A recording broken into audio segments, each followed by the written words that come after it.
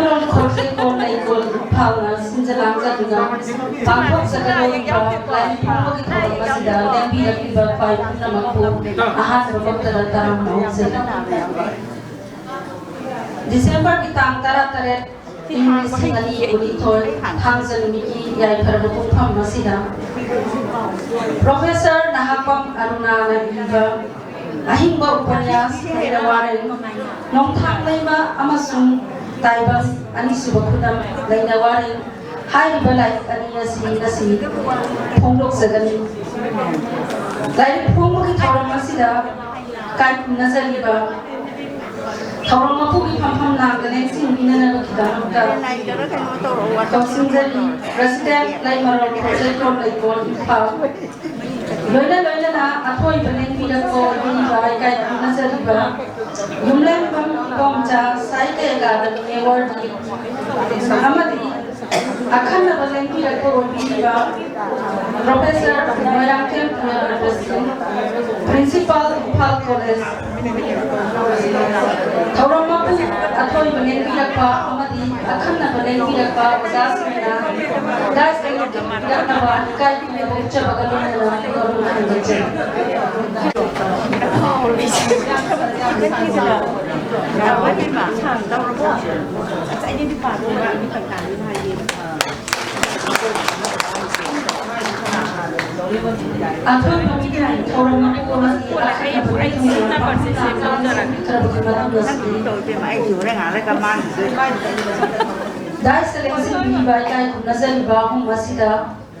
Boke amat dengan kudol tambina bagi dapat noluna minzinjai.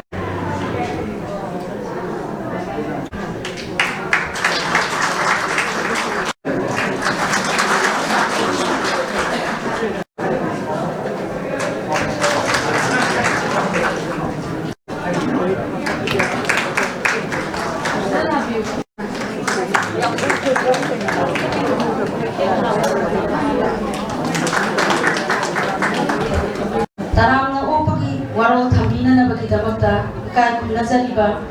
Laimaron Khorje Kor Laikol Phawgi Secretary Thongsu Phubiba Guru Anibam Kana Priyana Nasi welcome address Pipinaba Noluna Minsinjara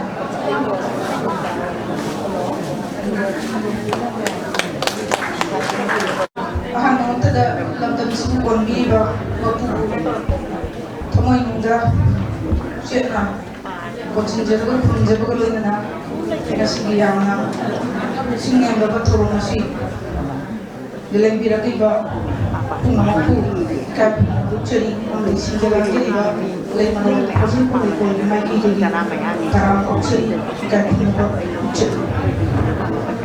Nasi, a baby, the Quena, Sinekai, Kunana, Zariba, Pigoza, Professor Hapu Aduna, Eva, I think Gurukanas, and the Warren. Amadi nong thang laimang sung tayo ani sipuna ngayon waring kumbuk pagi thawam masida athoi baleng bira koi maleng sibiriba thilongi kai nazariba ilemba ibongcha sainte gar mewadi ozabu aikoi na tawjariba thawam masida yaubinaba surubyaginaba haijurubada Haro Gabiratuna, Nasi Maglim Piratuna, Nasi Thong Situ, Pangina Vitamata, a table in Pamanga, Links Bibo, Jaramzi, the Ballet, Kotibo, Mikey, Taram Chili, Chili. Amadi, Nasi Tormakuna, Links Biba, Mimana, Banjare, Ketiman Subadani, President Laimaro, Project Lego. Ozana nasi Thorong Daling Sindina, nasi Kesukun Lava, Kilu Lava, Thorong Masu, Open Pahan Bigariba, Ozasu, Taram Cheri, Kai Punava, Cheri, Sindalan Cheri, Makedi. Today, Goma, Akanavalem, Pirakunalang Simbiba, Kuyoza, Sijaraboza, Manatim, Priyovatashim, Principal in Palpolis in Pau, Kexindina. Amadi nasi Thorong Masu, Pahan Bigariba, Gabi, kita mengaitkan hasil bodoh haro ya bikin lagi birakiba, wazab sejalan jadi balik merokok sih kalau ekonomi kami jadi tanah ucil ꯀꯩꯊꯤꯅꯕ ꯎꯠꯆꯔꯤ ꯂꯣꯏꯅꯅ ꯑꯁꯤꯒꯤ ꯊꯧꯔꯝ ꯑꯁꯤꯗ ꯌꯦꯡꯁꯤꯟꯕꯤꯔꯤꯕ ꯃꯤ ꯃꯣꯏꯅ ꯑꯃꯃꯝꯇ ꯄꯟꯖꯗ꯭ꯔꯕꯁꯨ ꯊꯣꯏꯗꯣꯛ ꯍꯦꯟꯗꯣꯛꯅ ꯀꯩꯊꯤꯅꯕꯗ ꯃꯇꯤꯛ ꯆꯥꯔꯕ ꯑꯣꯖꯥꯁꯤꯡ ꯑꯗꯨꯒ ꯅꯨꯡꯁꯤꯖꯔꯕ ꯃꯍꯩꯔꯣꯏꯁꯤꯡ ꯁꯥꯍꯤꯇ꯭ꯌꯕꯨ ꯈꯣꯔꯖꯩꯀꯣꯜ ꯅꯨꯡꯁꯤꯕꯤꯕ ꯌꯦꯡꯕꯤꯔꯛꯂꯤꯕ ꯄꯨꯝꯅꯃꯛꯄꯨ ꯁꯨꯝꯖꯥꯂꯥꯛꯆꯔꯤꯕ ꯃꯥꯏꯀꯩꯗꯒꯤ ꯇꯔꯥꯝꯅ ꯎꯠꯆꯔꯤ ꯀꯩꯊꯤꯅ ꯎꯠꯆꯔꯤ ꯉꯁꯤ ꯑꯁꯤ ꯑꯩꯈꯣꯏꯅ ꯂꯥꯡꯖꯔꯤꯕꯁꯤ ꯑꯣꯖꯥꯒꯤ ꯑꯍꯤꯡꯕ ꯎꯄꯟꯌꯥꯁ ꯍꯥꯏꯕ ꯑꯃꯁꯨ ꯌꯥꯎꯔꯤ ꯑꯍꯤꯡꯕ ꯍꯥꯏꯕ ꯋꯥꯍꯩ ꯑꯃꯁꯨ ꯌꯥꯎꯔꯤ ꯑꯗꯨꯒ ꯄ꯭ꯔꯤꯐꯤꯛꯁ ꯑꯃꯗꯤ ꯁꯐꯤꯛꯁ ꯂꯧꯔꯒ ꯂꯩꯃꯔꯣꯝ ꯈꯣꯔꯖꯩꯀꯣꯜꯗꯒꯤ ꯆꯪꯖꯔꯤꯕ ꯁꯝꯅ ꯂꯩꯀꯣꯜ ꯍꯥꯏꯅ ꯈꯪꯅꯖꯔꯤꯕ ꯂꯩꯔꯥꯡ ꯉꯥꯛꯇꯅ ꯁꯥꯠꯄ ꯑꯗꯨꯒꯨꯝꯕ ꯂꯩꯀꯣꯜ ꯑꯗꯨꯃꯛ ꯑꯣꯏꯍꯜꯂꯒꯦ ꯍꯥꯏꯗꯨꯅ ꯉꯁꯤ ꯗꯥꯏꯁ ꯑꯁꯤ ꯂꯩ ꯃꯌꯥꯝꯅ ꯑꯩꯈꯣꯏ ꯗꯦꯀꯣꯔꯦꯁꯟ ꯇꯧꯖꯔꯦ ꯑꯗꯨꯒ ꯑꯍꯤꯡꯕ ꯂꯩꯁꯤꯡ ꯌꯥꯎꯅ ꯊꯥꯖꯗꯨꯅ ꯑꯍꯤꯡꯕ ꯎꯄꯟꯌꯥꯁ ꯑꯁꯤ ꯅꯩꯅ ꯋꯥꯔꯦꯡ ꯑꯁꯤ ꯐꯣꯡꯗꯣꯛꯄꯒꯤꯁꯤ ꯍꯦꯟꯅ ꯆꯥꯁꯤꯟꯅꯕ ꯁꯤꯒꯨꯝꯕ ꯃꯑꯣꯡꯗ ꯑꯩꯈꯣꯏꯅ ꯊꯧꯔꯥꯡꯖꯔꯤ ꯑꯩꯈꯣꯏꯒꯤ ꯂꯩꯀꯣꯜꯗ ꯂꯩꯔꯥꯡꯒꯤ ꯃꯁꯛ ꯑꯣꯏꯔꯕ ꯑꯩꯈꯣꯏꯒꯤ ꯂꯨꯒꯩꯁꯤꯡ ꯀꯌꯥ ꯑꯃ ꯉꯁꯤꯃꯛ ꯂꯥꯏꯔꯤꯛ ꯐꯣꯡꯕꯤꯒꯗꯧꯔꯤꯕ ꯑꯣꯖꯥꯅ ꯌꯥꯝꯅ ꯀꯦꯖꯕ ꯃꯧꯖꯕ ꯌꯥꯝꯅ ꯐꯖꯕ ꯇꯔꯨ ꯇꯅꯥꯟꯕꯁꯤ ꯌꯥꯝ ꯄꯥꯝꯖꯕ ꯑꯣꯖꯥꯒꯤ ꯑꯅꯤꯡꯕꯁꯤ ꯊꯨꯡꯍꯜꯂꯒꯦ ꯍꯥꯏꯗꯅ ꯑꯩꯈꯣꯏꯒꯤ ꯏꯁꯩ ꯍꯦꯃꯥꯕꯇꯤ ꯍꯣꯏ ꯂꯩꯗ ꯊꯦꯠꯂꯒ ꯄꯦꯟꯖꯈ꯭ꯔꯕ ꯑꯣꯖꯥ ꯖꯥꯃꯤꯅꯤ ꯍꯣꯏ ꯀꯔꯤ ꯍꯣꯏ ꯂꯩꯔꯤꯕ ꯃꯌꯥꯝꯁꯤꯡ ꯑꯁꯤꯒꯤ ꯁꯛꯇꯝ ꯂꯧꯖꯔꯒ ꯑꯩꯈꯣꯏ ꯂꯥꯡꯖꯔꯤꯕꯅꯤ ꯃꯁꯤꯕꯨ ꯁꯤꯟꯖ ꯂꯥꯡꯖꯕꯁꯤꯗ ꯑꯆꯧꯕ ꯃꯇꯦꯡ ꯄꯥꯡꯕꯤꯗꯅ ꯑꯩꯈꯣꯏꯒꯤ ꯊꯣꯏꯗꯣꯛꯅ ꯍꯩꯖꯗꯦ ꯌꯥꯝꯅ ꯊꯋꯥꯏ ꯌꯥꯎꯅ ꯉꯁꯤ ꯑꯌꯨꯛꯇꯒꯤ ꯀꯣꯏꯆꯦꯟ ꯆꯦꯟꯕꯤꯗꯨꯅ ꯍꯣꯠꯅꯕꯤꯈꯤꯕ ꯀꯦꯁꯤꯒꯤ ꯇꯥꯕꯨꯁꯨ ꯇꯔꯥꯝꯅ ꯑꯣꯛꯆꯔꯤ ꯑꯗꯨꯒ ꯑꯩꯈꯣꯏꯒꯤ ꯊꯕꯛ ꯊꯧꯔꯝ ꯑꯁꯤꯗ ꯃꯇꯦꯡ ꯄꯥꯡꯕꯤꯕꯒꯤꯗꯃꯛꯇꯁꯨ ꯍꯔꯥꯎꯕ ꯅꯨꯡꯉꯥꯏꯕ ꯐꯣꯡꯗꯣꯛꯆꯔꯤ ꯂꯩꯃꯔꯣꯜ ꯈꯣꯔꯖꯩꯀꯣꯜ ꯂꯩꯀꯣꯜꯅ ꯄꯥꯡꯊꯣꯛꯆꯔꯤꯕ ꯊꯕꯛꯁꯤꯡꯁꯤ ꯌꯥꯝ ꯅꯨꯡꯉꯥꯏꯖꯕ ꯄꯟꯖꯅꯤꯡꯗꯨꯅ ꯄꯟꯖꯕꯅꯤ ꯑꯩꯈꯣꯏꯅ ꯌꯥꯝꯅ ꯌꯨꯅꯤꯇꯤ ꯂꯩꯅ ꯑꯩꯈꯣꯏꯁꯦ ꯑꯃꯠꯇ ꯑꯣꯏꯅ ꯄꯨꯜꯂꯒ ꯊꯕꯛ ꯊꯧꯔꯝꯁꯤꯡ ꯑꯁꯤ ꯄꯥꯡꯊꯣꯛꯆꯕꯅꯤ ꯑꯣꯖꯥ ꯃꯌꯥꯝ ꯇꯔꯥꯝꯅ ꯑꯣꯛꯆꯔꯤ ꯑꯣꯖꯥ ꯃꯌꯥꯝꯒꯤ ꯆꯥꯎꯔꯕ ꯊꯧꯗꯥꯡ ꯂꯩ ꯑꯩꯈꯣꯏꯒꯤ ꯇꯨꯡꯗ ꯑꯣꯖꯥ ꯃꯌꯥꯝꯅ ꯑꯩꯈꯣꯏꯗ ꯃꯇꯦꯡ ꯄꯥꯡꯕꯤꯕ ꯑꯦꯗꯚꯥꯏꯁ ꯄꯤꯕꯤꯕꯗ ꯅꯠꯇꯅ ꯊꯧꯔꯝꯁꯤꯡ ꯑꯁꯤ ꯑꯣꯖꯥꯅꯤ ꯀꯥꯏꯅ ꯂꯦꯝꯅ ꯂꯩꯕꯖꯥꯠ ꯅꯠꯇꯦ ꯕꯦꯛ ꯗ꯭ꯔꯣꯞ ꯌꯦꯛꯄꯗꯒꯤ ꯀꯩꯗꯧꯕꯗꯒꯤ ꯀꯔꯥꯏ ꯁꯣꯏꯕꯒꯤ ꯊꯣꯛꯈꯤꯗꯒꯦ ꯑꯁꯤ ꯂꯦꯡꯕꯤꯔꯛꯂꯤꯕ ꯑꯣꯖꯥ ꯃꯌꯥꯝꯕꯨꯁꯨ ꯇꯔꯥꯝꯅ ꯎꯠꯆꯔꯤ ꯏꯀꯥꯏꯈꯨꯝꯅꯕ ꯎꯠꯆꯔꯤ ꯑꯁꯨꯝꯅ ꯑꯩꯈꯣꯏ ꯑꯃꯠꯇ ꯑꯣꯏꯅ ꯃꯌꯥꯝ ꯑꯁꯤ ꯄꯨꯟꯁꯤꯟꯅꯔꯒ ꯊꯕꯛ ꯊꯧꯔꯝꯁꯤꯡ ꯑꯁꯤ ꯆꯠꯊꯕꯗꯤ ꯑꯩꯈꯣꯏꯒꯤ ꯂꯩꯀꯣꯜꯒꯤ ꯃꯅꯨꯡꯒꯤ ꯀꯨꯃꯥꯔ ꯁꯦꯀ꯭ꯔꯦꯇꯔꯤ W ꯀꯨꯃꯥꯔꯤ ꯂꯦꯡꯁꯤꯟꯕꯤꯔꯤ ꯇꯔꯥꯝꯅ ꯎꯠꯆꯔꯤ ꯁꯪꯒꯤꯇꯥ ꯄꯨꯝꯅꯃꯛ ꯑꯁꯤꯅ ꯑꯗꯒꯤ ꯑꯣꯖꯥꯒꯤ ꯃꯈꯥꯗ ꯂꯩꯔꯤꯕ ꯁꯥꯇ꯭ꯔ ꯃꯍꯩꯔꯣꯏꯁꯤꯡ kaya sekolah kaya topi kerabozani satu sing biratun mahiru sing biratun ngasih tahu ngasih yang mapun papa mau ohin biba tunggu mahiru sing itu suai minga mamuntan panjaraga di matang siang dalau bergani taram nukceri nungai bopong nukceri Laibaran project ko si tupi ay vision tana sanjabay pagi laiway kraba abadi hujig laiba sarito ki maramda Korirol maramda khang herbo jasin nasin auza khar kana sangalaga dunwa semkiba tupi ay vision du makoibu promote tawna bagi damakta makoibu mangam da changsin bagi pandam amagloy na likati ba sarito bu sapat ba naina ba sida natta ba tupi vision gi Tongaling hendak kena bagi mimang tu nak kutu bagi tu pandang dari kerja lebaran project kor lekor ngasih dia yang mampu mari farba samari kalau bagi mumba organisasi nama oile kai bo organisasi nasional lagi kayama kutu kere kusi di pena nakada lagi kayama pumpi kere ozari lagi si terani tu suba nanti terang hui adu mai encen jadi orang ni aduna matungda lari kaya amak putorongna bagi koi potru manajari hayang maksu lari phonggi putorongna ma koi sinjalanjari kati najari ba si putorongna ko na lensin biri ba aja sudani gi sudani lari hayang hindi bari situ phongani masi masi lensin biri ba puna na yang biro tu nam kaya na koi lagi ko na sinjalanjari ba putorong masi kaya ma bagi na tapa je sinjari tapa ko tapa ay di chalo Karang open baru sesuatu Tangan seri, jadi bagaimana dia tarang open baru bagi damakta. Padang nasi di mampu mau ibat orang mau ina tamzari ba Professor Nahapam Arunana Iba like Ani Ahimbo Panyas Nainawaren Long Thang Laima Amasung Taibam Ani Subakunam Nainawaren Haiba like Ani Asi Pongo Nanamaki Tamja to Lozake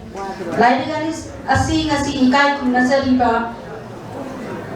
Atoy Balenbira Obiliba Oza Ulembam Macha Saita Academy Awadi Oza Ipum Sana Luchin Viraga Das Lensin Viliba Tauramapu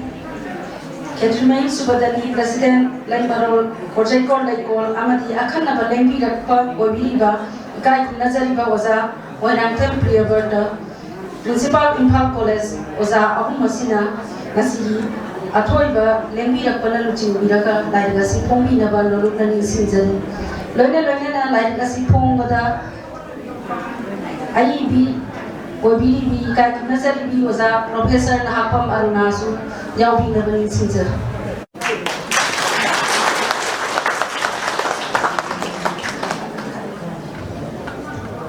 Professor Nahapam Arunana Iba Ahimbo Panyas Koba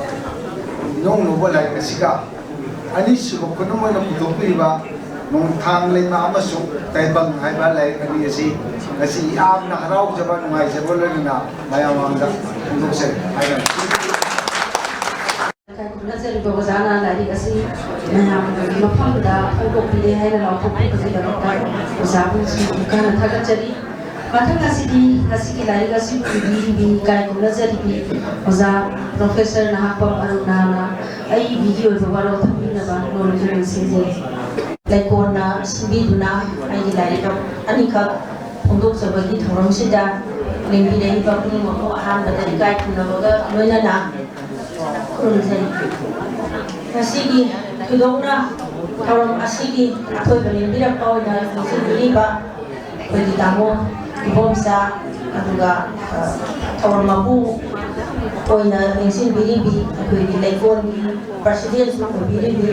Letuno Yusubadani aduga Akanna Balembira Poina Ningsin Biriba Marangem Priyabata Principal Impal College Amadi Yokna Manipur Gi Tongan Ba Mafam Dagi Lembira Pa Corridor Bu Nusibiba aduga nainabiba lai guru sing saknai raba sing aduga amukasu aigi mahairoi sing punamaku aina lengbirapagi dama asigumba ningfangthagi ningthilama ngatangaine mamsalakadauba aduga ayin punama asi tungoinabiramaga thawamasi yaubigani haiduna lengbiraiba punamaku Amso hana yana ikai pinaba utsari ngasi aigi lari anikak phungnaba haidana kuina khanjarapadagi puthoksaba yamna nungaiba numitni asigumba nungaiba numisida lembiraktana nungaibasi saruk yabiba yamna nungaije Haksi lari khongbagi Tauramasi Sahi Kuntra Hena Yauduna Lagavani Adubu Masidi Aina Ayamba Yauja Basingudi Yamna Nuaina Zalaga Nuaina Yauvani Nasisina Tobugi Sarukama Oi Basida Aisi Pungina Tayang Tasoiba Karida Sohi Gadamano Karida Arana Yagat Rahaibagi Wazavana Sa Jensen Yamkai Arana Yawasu Lembi Lebabuna Mona Napiu Aidi Mausadi Pavo ni Aidi Aina Tabdara Matabaktoano Nasisina Kitang Tabugi Saruk Mazaga Pasida Aiso Hypamama Kanzade Lembi Rakiba Sinyamna Ampasu Nungaiba Hondok Sai Adu Aigi Lari Asidi Nainawari Aduna Masida Tamoi Kon Bawari Suyaude Aduga Kotuna Bus saying Sunati Drama Nuairaba Dialogue na Tanba Ladi to Sunati IDCD Nainawari Karamhaina Paragan Nuaga Duribano Kaidoga Ribano Habatu Kanzade Adubu Ladi Kona Putosa Bigi Nuai Badunia Honda Paujanibus ꯑꯩꯍꯥꯛꯁꯤ creative writer amadi nasade aigi imagination si am pia mata ai creative writing lom da ki samjade adubu ai isana khanjara padai pa badi khara pajai ai se apa ba ama oina leader ama oina hora pa hai jabada ai ba ama oina di natre pa basi hayasi UJB school girls school lena thamset girls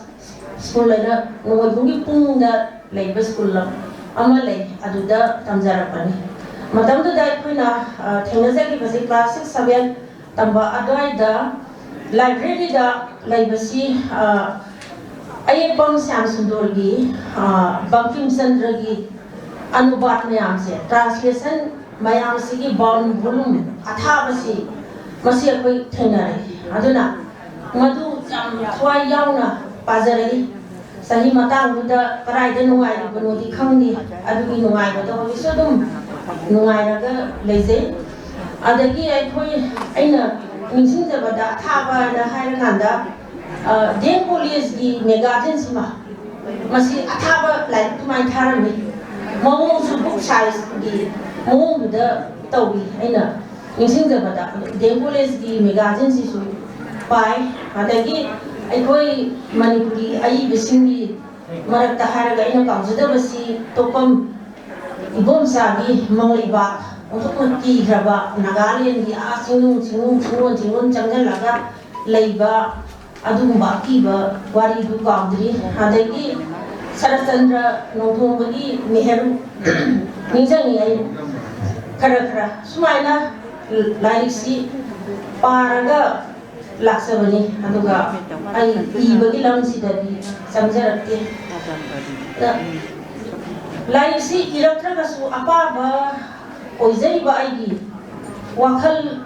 लेजै थमोय अमसु पांजै अदुगा आइगिसु imagination दो कल्पना दो सांग्रगसु खरदि अदुम लेजै अदुना आइना लाइसी सुम पाजरपा मतमदा आइगी वाखलना चंगबा ngamba आइगी imagination गा उनबा ngamba हाउनबा ngamba लाइसी थेंगरुरगदि मदुदै दुदा आइना संजै मदुगी नुआइजबा मदुगी हाइरिबा नुआइजबा दु खुंदोकनिंबा पाउदंजनिंबा मसी आइंगोंदा याम कन्ना फावि लाइरिकसिंसिगा लाइरिकसिंसि आइना काइगुंबा चंगजबा ngамuragadi लाइरिकसिंसिना आइगी थमोइबु हौदोई मिटना सिंगत हल्ली वाखलगी मिट पांगल्ली अदुना हाइबसिंसिदगी फंगजरपसिंसिदि आइना मवोंग अमदा नत्रगा अमदा creative writer नत्रगसु आइंगोंदा फावलिबा नुआइबा मसी फोंदोकनबा हाइदुना ओनाजबा खंजबा वाखलसिदि हेहे आइंगोंदा ततना फावि अदुगुंबा आइंगोंदा फावजरिबा खरसिदगी अहांगना लाइरिकसिंसि आइना इजबनी मसिदा यामना क्रिटिकल ओइना काइगुंबा अककनबा पादम अमदगी करिगुंबा अककनबा पादम अमदा येंगागा याम कन्ना थियोरी अमना पुंजलगा नैनबा सोया थोइदोंना याम कन्ना तौजदे आइंगोंदा उनजबा आइगी इमेजिनेशन गा उनबा ngamba आइंगोंदा फावजबा ngamba आइगी वाखलगी मारियबका आइगी वाखलगी मारियबना ओंजबा ngamba अदुगा आइबा अदुदा चंगजरुबा ngamba unajaba ngamba आइबदुगी इमेजिनेशन गा आइगा पुंजरुबा मागी वाखलगी मारियबतु दाइना खरा चंगबा ngambra काइना फावजरपा मतमदुदा आइना नैना वारियमसिंसे आइहा इजै अदुना असिगुंबा आइगी खोंजत अमा खक्तगी लाइक अनिसि नोंथां लैबा अमसिं ताइबंग हाइबसिना 2001 दा हानबा एडिशन सि पुथोक्सखिबनी सही कुन हेलाए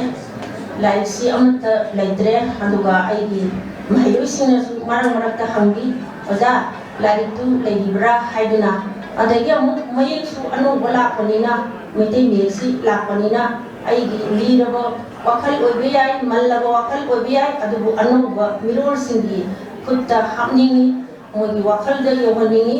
हाइबा वाखल मियेंगी पानमसिदगी हाकना नोंथांलैबा अमसुं ताइबंसिसु अनिसुबा एडिशनसि पुथोक्सगे हाइदुना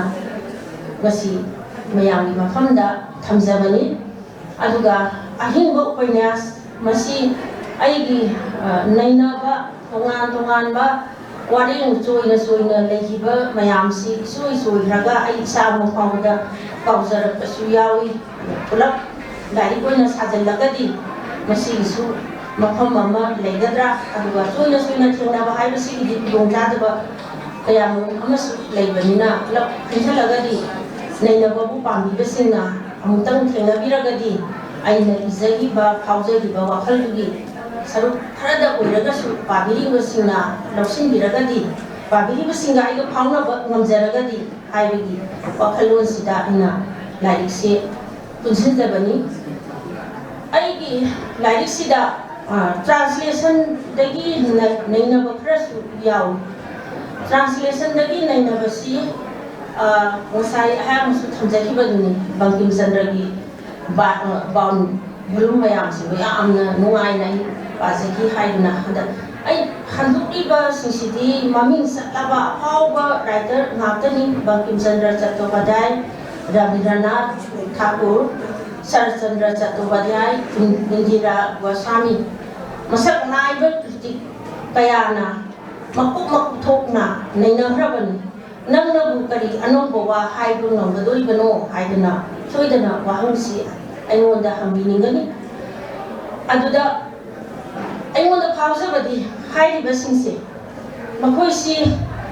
ꯑꯩꯅ ꯑꯅꯧꯕ ꯋꯥ ꯑꯃ ꯍꯥꯏꯕ꯭ꯔꯥ ꯍꯥꯏꯗꯕ꯭ꯔꯥ ꯍꯥꯏꯕꯗꯨꯗꯤ ꯑꯩ ꯑꯗꯣꯝꯗ ꯌꯦꯡꯖꯗ꯭ꯔꯤ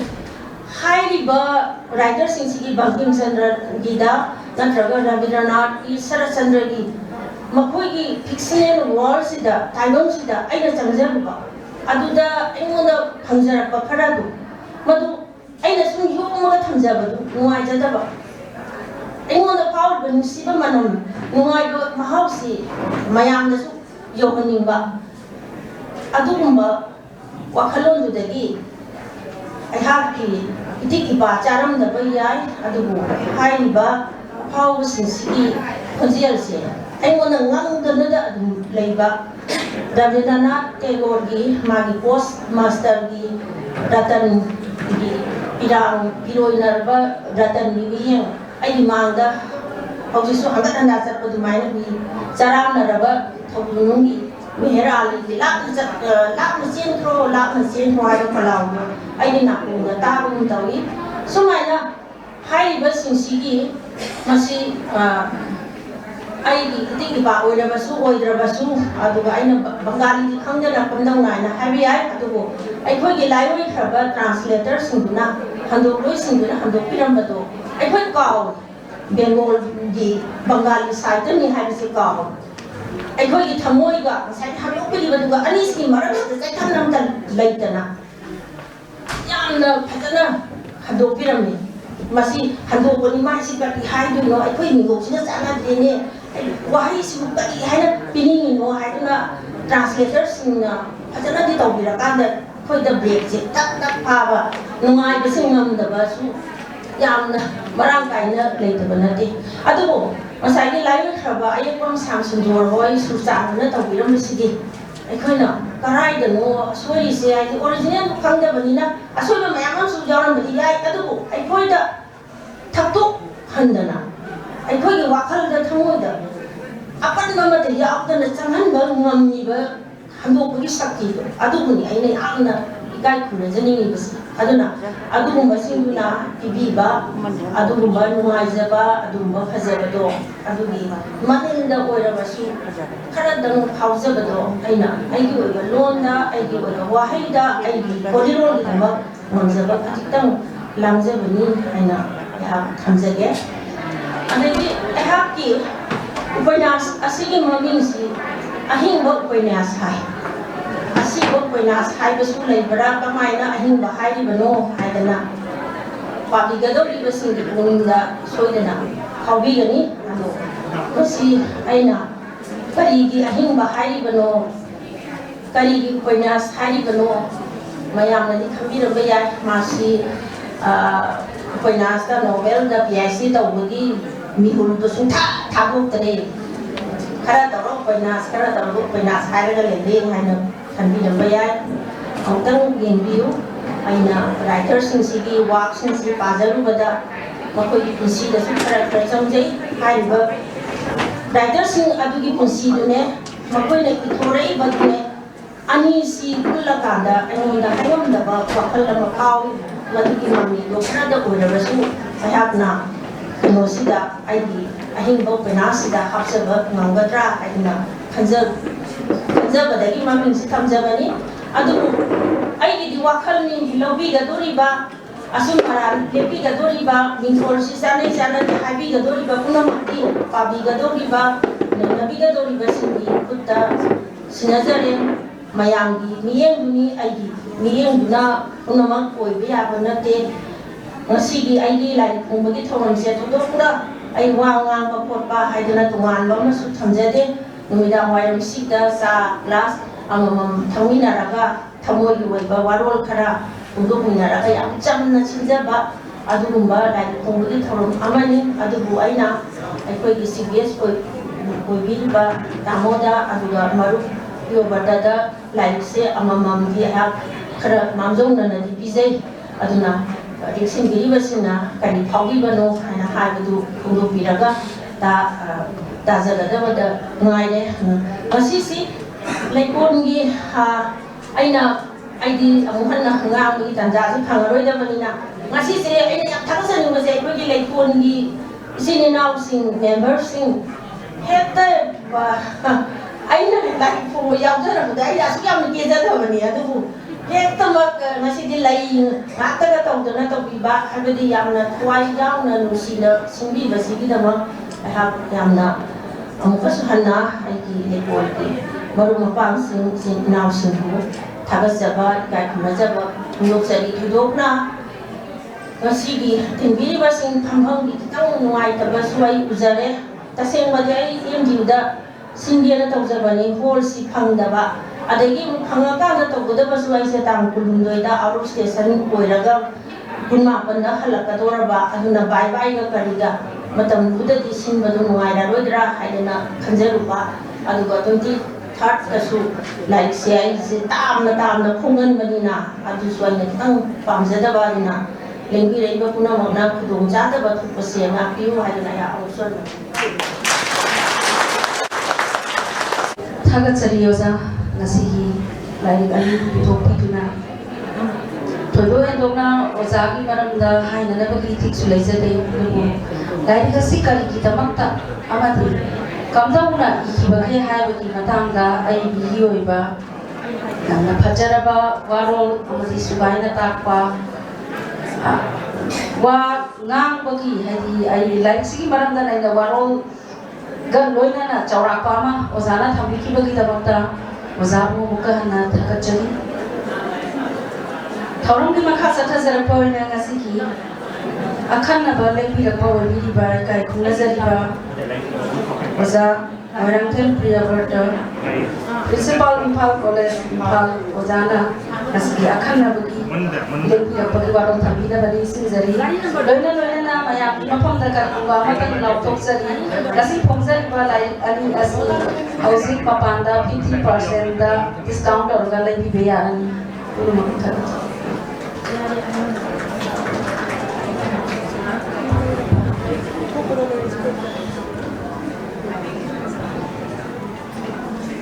Tidakna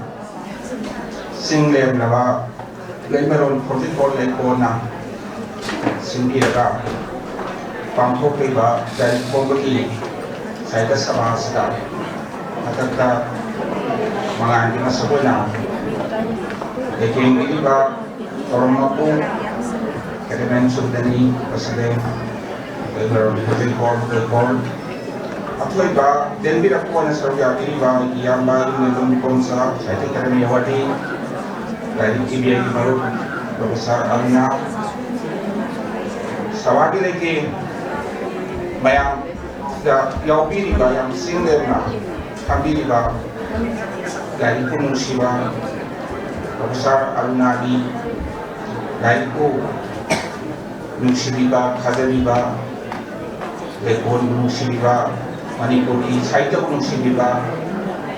tuan-tuan bana para pengirim kira tuan nama pun pondok jadi ngamatang di aina akan na panjada bang jadi si Nalini Mandalay Biri itu berisi sinam sana mayang di sekolah jadi sekolah sendiri saja mayang si awak pikir ni ada di kazabu terjadi je yang mengajar Profesor Rana Maki ai bigi waron kara tambah tu dah naina waren dari oi badina kadang ai pokai dia nak sebani itu Maki wahi mayam sintaru pada ko kasi kano nang tadi kano de ai ande de hambal tau ai puminda tujung majung mayam pawi ane rai siahan ba tena zabada kau beruga ai bina puloi work masih ramai tau na synchronize doki yang nungsiwa amo wala ai ko kasi namat ngayon waren siyang lugo po naman John Kiss ngan nasiki Sherry na tenhagi nang dikritik na hat pani haidana Sherry na kwali ka samba kabiya mana siba matamda tenhana o ni iba Sherry na John Kiss siba matamda iba Adonis ay say tu kabiya matudiyaw ni nang dikritik na hat pani nang mo thamoy kahit di bani kritik nilai na nate karin to nate ko inaw bunga naman irido sabay na tawag na kritik na hayo kung ba sumabra hayo si ay na kasi puro mingi sum gari karan na inarapag yung manong daw jadi sesuai novelis dia historians to dia silihat na iba na batik cakra ba yang na hantaw makalagi kabini ai bani novelis ne na kyam sahi pure critic wati ba sare suwari su kaite i kidaba Dr. Professor Aruna Gumbi pure critic adai karima tar tu thada ba critic gata criticism gi lain na according this now the great tradition have to the Lawrence I will say English novelist widely greatest novelist ne na I adu ka loina na D.S. Lawrence, novelist ko, bata ba rin, also according to me. Ato na, nainari ba si madu nga nagsangsan ba, ato madu yung motive, karagaradoy na nainari ba nga Shakespeare mo Tolstoy na. Kana na ba, wang nga ni mani ilam yung sa samasi, kana ba karibu ilam bagi. Hada na, criticize story, G. Wilson naik na Shakespeare di criticize tau gada banate jabri tau gada bani Tolstoy gi meng dulali hadana Tolstoy da sithi thai mani translated lo ba criticism adigi phajai phajate hada dos gun ke leina gada ko bisak nate Shakespeare di mani jabri tau gada bani sarmo pau aduga naino aduga enjoy tau Fazabadu low. Fazada bahag do sungai yaw sugaw yaw da bani ada. Ji Wilson night ki gawin of fire da adumai. Smai tau kana criticism ki kai bai na kai makra kangza bani. Translator oi bai ba kai aso Professor Audana se locally mapungay na sai Professor Panjiba Bengali novelist ahum. Ai ba ahum. Kama teba pakin sandang translator ora ba mapam matam criticism pun maglang po ba party ay bangakta ni ay na matang sana ay sumisan jabani ay dahil sila ay section jarke ba't sinajaro po na dahil kimanda ngang bati na tiga sa order na ay sila jabani ado po sinajaro po na pagdang mamatang ay sum samjaning na itong jabani Profesor lagi ahan bagi magi dari si anak nau nubutoy ba ayin ko panyas. Aduga amas na agano sidi nangthali ba kita bang sidi ani subi disani aduga 2001 da at say kun mathoy kun itoy muki matung da hatare sida mo ani second edition sila pani aduga magi naino waren da masigi kong iba ayin mo panyas ahum subali na waren dilarik ni Adugi mamanda 1991 da kun subasai chadu kenas na nabasi kong bi thabani aduna mahak pion critic aman haibadi drama ibana taba serial ibana taba criticism asikata aduna mention jani rai panchage parental care lo imana Manipuri side se Manipuri side ama oina magi tradition ama liklam ama matam pura makta phakasi hadana ahan ahunna kona hajari ba ka ya hainari ba jawa ka manangan koi cinda do pura ngatani ahum sila hona biram basi lampoi wari adu dagi saireng wareng drama upanas oi number kutha basi dagi di Great tradition nama hau si ko na great tradition nama hau ko matam ko la ni changi haidan English writers na hai amana ni si matok to matam dagi lo nama leige da bani at ma ko civilization na dai ne ato ba mana hau gi matam dagi adu continue to ba literature ma leige da ni 20th century dagi de ko literature sin leige aduna naina bugi ware asisu ma tradition nama la khiya hana jaw na ku tharamba mene ka jana ku tharamba mama Puna masih di laga, profesor kata lagi, Aliyamba, Iwambi awiri, sini simba, oda tombi, lagi oda di lekanta, semana bayam lah pasal. Pior kan odi boy dia, saya kuda mana oda Iwambi nak boy wari, amai, oda tombi sudah drama, radio ada kaya ini, pior boy dia, oda di lekanta sului ni, naik nawari sului, aduh profesor unagi, sebenarnya apa kualiti mana, ada ikut kade. Aduh mana hanging asli IC project quality di lagi kalau bisa kah hanya mana kanjai harus aduh di mana tanya bani aina popom kena panjang dalam bisa aduh na criticism sudah pun thari bersing masih arrange care loba Abdai sering kewari aku nak tahu di mana drama ada iri sini peripheral writer ni ini ngah iba ini jadi topa sangaga iba sangaga topa Aduga criticism dapat thari basing asidi sahit se dasin gadam ni khomjan gadam ni tauri basing se masih liklam sekai kena bapu gadam ni ngasai kids to matam sana magi sering tu ko review itu biram agadi mayam nak pun di hari jadi pun mangasu benda John Kids si phare jadi pun mangasu the sex plan iba hudi Aduh dia ani si kanana greater writer no kasi nai nai ini hari bang ko na di revolution se matam tam sasya se ya kai aduh aja tu semira pani aduh kaya kana de John Kids se sai ko mara phaw hai ko mara ma le ni to phaw ro maga ada kids na ngasi ini si ko isu na isu sai matam nai ma le ni aduh ida bibliotheque maturity no kana bayam se aduh na Naina wareng si parental care knowing. Naina wareng si ay na Manipuri side kada dear ni na hajay. Yam na tangay pada ba adu po yam na tang ani si ay ko side kada toya. Yam na tangay pada ba adu ko yam na tang ba dear and dear. Oy maram di kayo no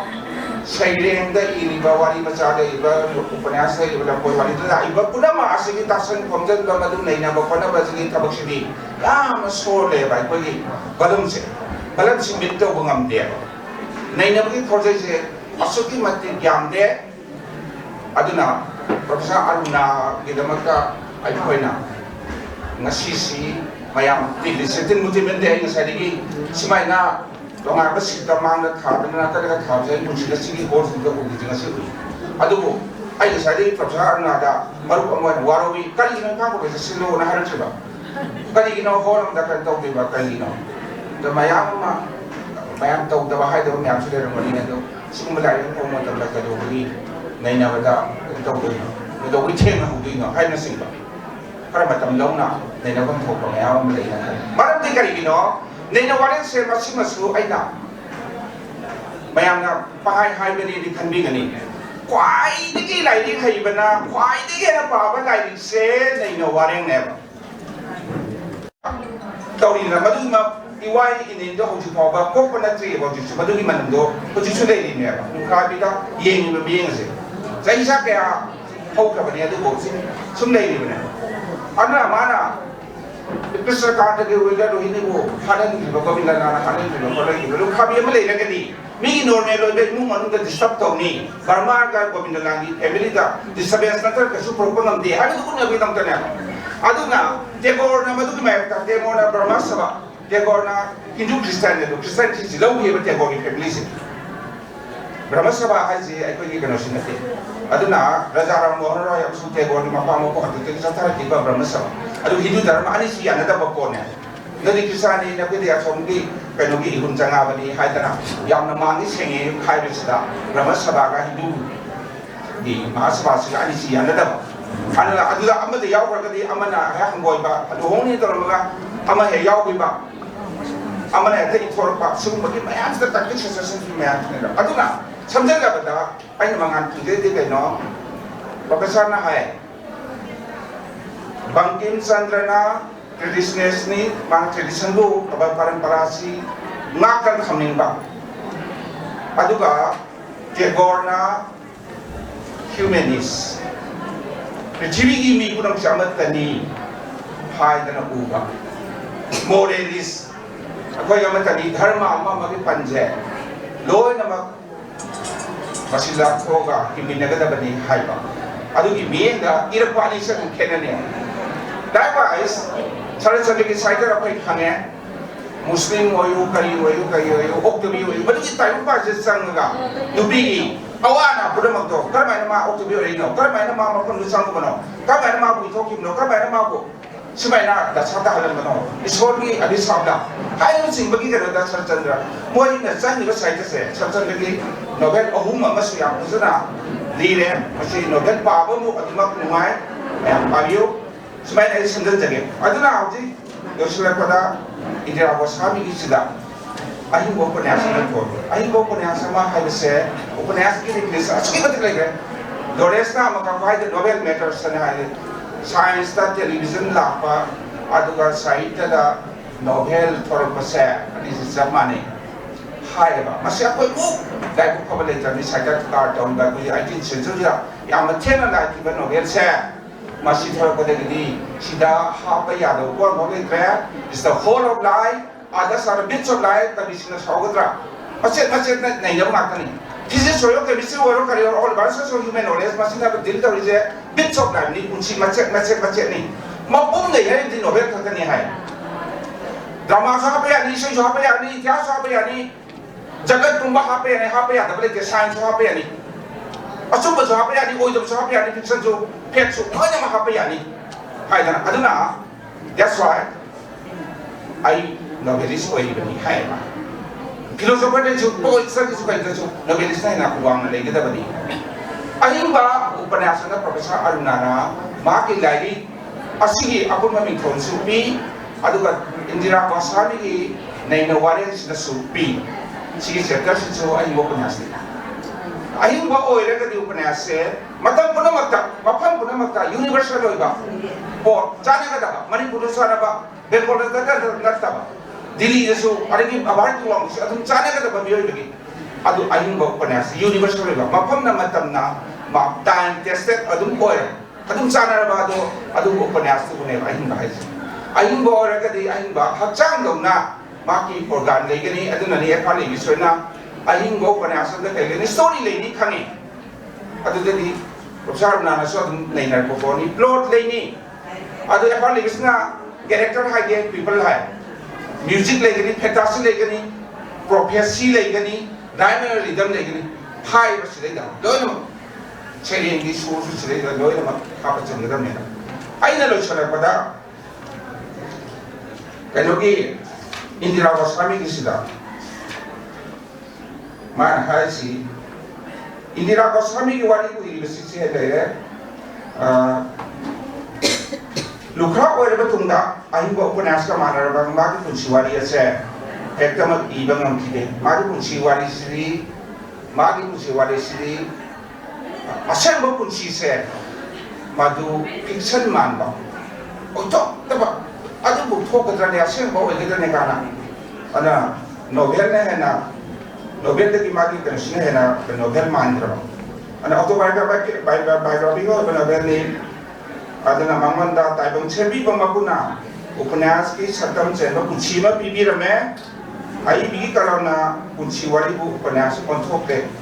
C एबियो professor नाली सी की मतुना लेनारबनी अदगी बागी मपुरेबा मा फंगनाबा थाजनबी मतुना या belief system दा हमें बलि कलो देवी ब्रह्मा देवी दादू कलो बोलो नाम है हम कच्ची प्रमाण पुंची सुबह की हमें लुगी खंड का काव हम तो सेंस पे आम तक होइबा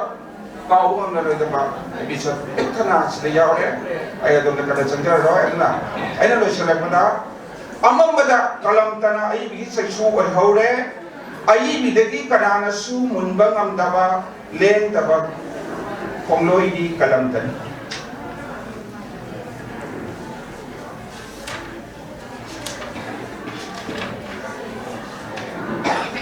इंदिरा की पुंसीदी सरकार पदंगारी का केमना हांकी बे सिंगारे नी करम बनों दंबगी चैफुनो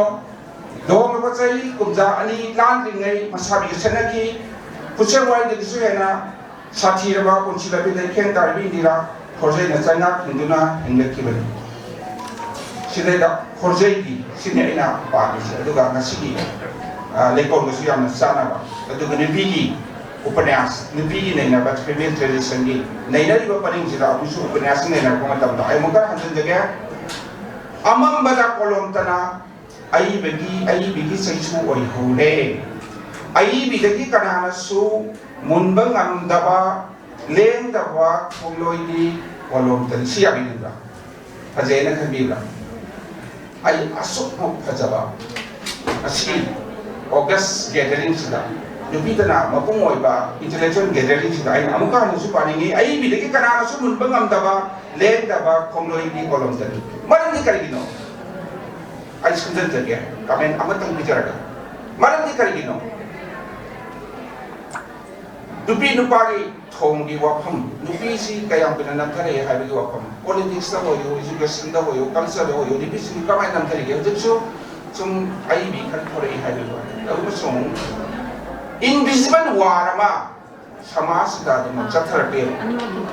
इनविजिबल उबंगम दा मसिने बापना नैना गदोइसे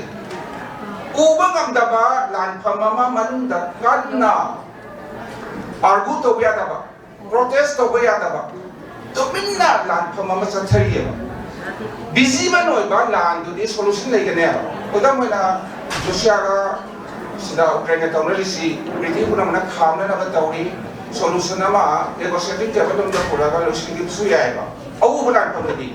उदबा लानफममा नुबिगी थमोइदा समाज की थमोइदा आइकोगी साइकोलॉजी दा आइकोगी कल्चर दा एनी सोशल गैदरिंग दा करीदा डिस्क्रिमिनेटरी होइबा असुमनान फमामा कोइना दे चथरक्री मसी करीना थेनगदा बनो हाइबो बो प्रोफेसर अरुणा हाइरी इट शुड बी मसी ला from city for squarely from within हाइबने फ्रॉम विदिन कोइ थमोइ मनुंगदगी नुबी की थमोइ मनुंगदगी मदु थेनरकने आर्गुमेंट ना यारोय मना यारोय थांग देन बाइनरगा नसागी काम देबगी कनो फिरम दे हाइदो अदु कोलम दि फिरम मे हाइदो सिदैतनेबा सिदा प्रोफेसर कांगी अममदा कोलम तना आई बिगी सेसु हेरे आई बिगी तरानसु मुंगं ngамदबा लेन दबा खोंलोइदी कोलम तनी अदुना सिना फ्रॉम विदिन थेंनागदाबनी सिनानि कोलम ननि अंडरदि होंदबनि मन समाज दा तब होंगै बसे आई भी मैम सिंह मापाने अतै न थे इमाइडियन सिंह कैबा अदुना सुना ने थे कारगा करतो बिसिंग अदुना थे थो हो मोया आई भी सिंह सिना मखगी खोजे असि थोलक पदगी बदु तारक पदगी दिपासना मछागी असोइबा मैमा फ्रॉम टाइम इमेमोरियल सिंतो बुदु खदा खरजु छदक चरक पदगी इनो मनु सदक समाज सु यारत पदगी लिपि मफम मामा कल्चर दा होयो पटान बायरा थोलक ना को हम को जे बकोरमन सिगी मफम मामा चावना लाई से फ्रॉम विदिन थेनगदाबनी कोलम थेनगदाबनी मसी is gone forever thank you very much थागतजरी मजा अखन्नबा लेपिरक्पगी वारोल थम्बिदुना मयामदा लाइक असिनै मरमदा फोंगलिबा नैना वारें सिनि मरमदा सुगाइना थम्बिरा बिबगी दमता मजाबु समुका थागतजरी थौरंगी मखा चथजरकोना साइ चिथजबो बामता मयामदा Manthokjare ngasi phongzariba lai ani ahingba upanyas nainaware longthang laima amasung taibang ani subakutna nainaware hairiba lai ani asi ngasi lai ngasi ibiriba ai bina ikai khunazariba dais talensing biriba sinda kodol tambina banu ningsingzi baza saite academy award yune ma phongjada notambide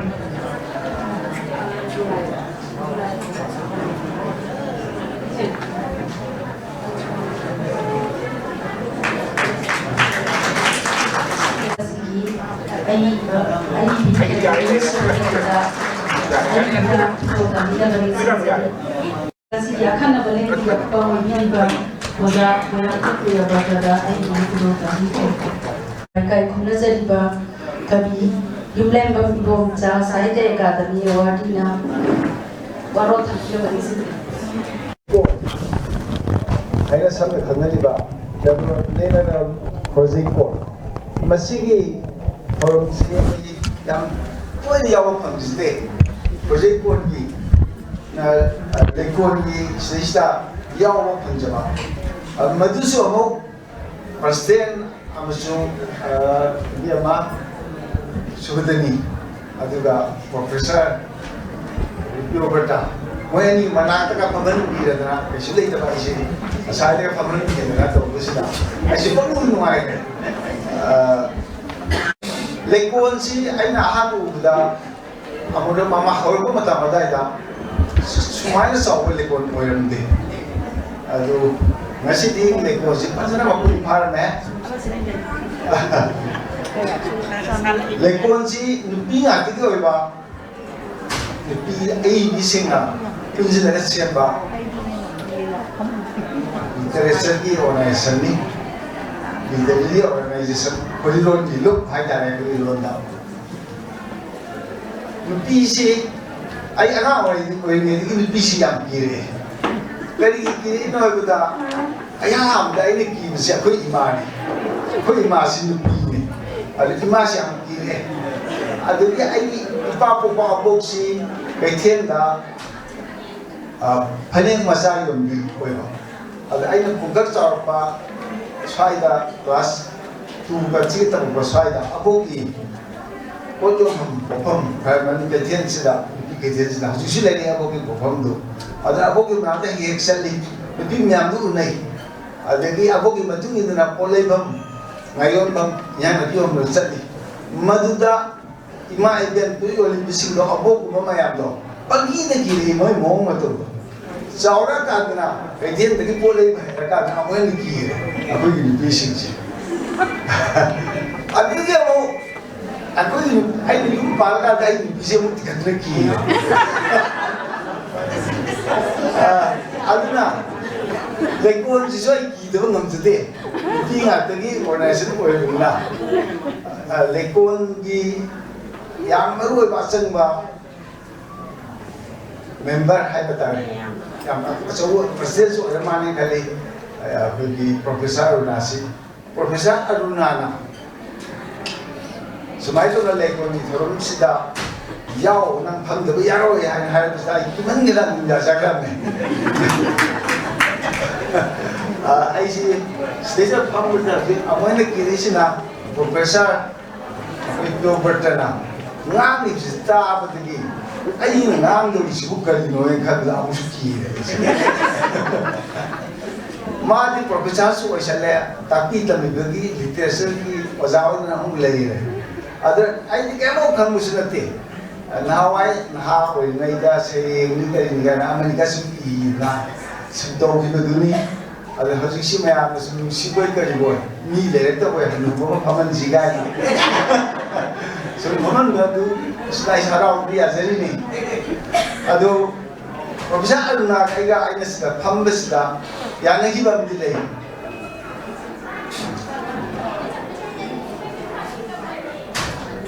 Hamin bahayo, asal betul bahayo, harau ni hai. Aduna, asal betul haidor ni, hai hawuda.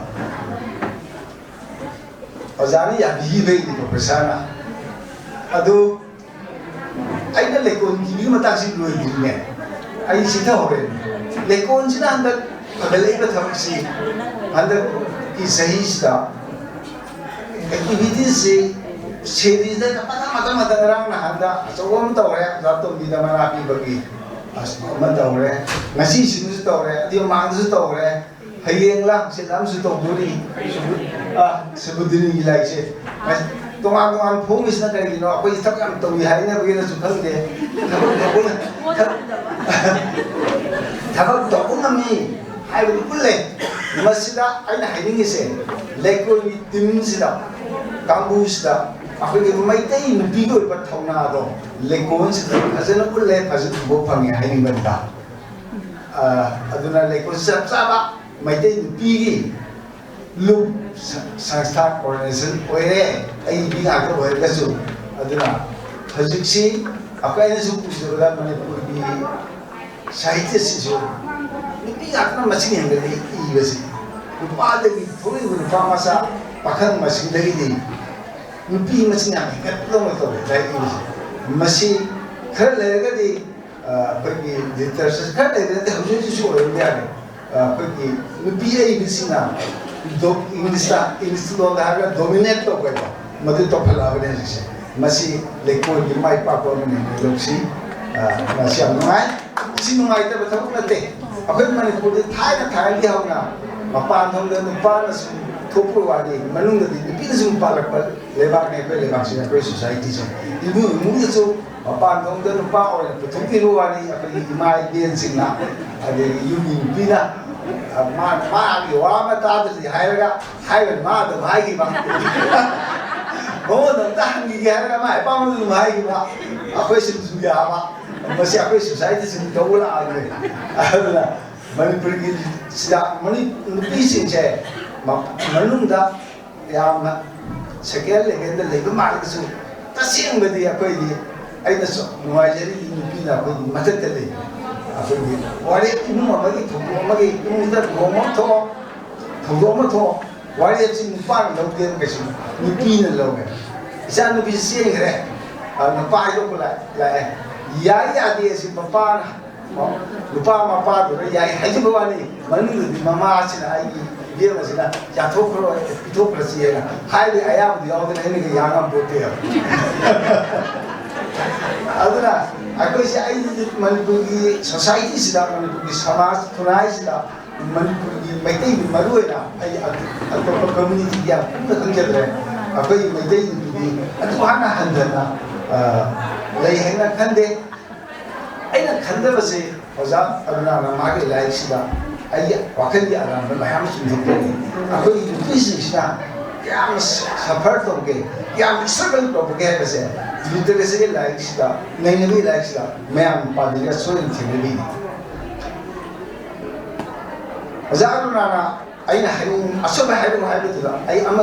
हान हाइरगे मागी like Alzarri like से professor like से की अको me like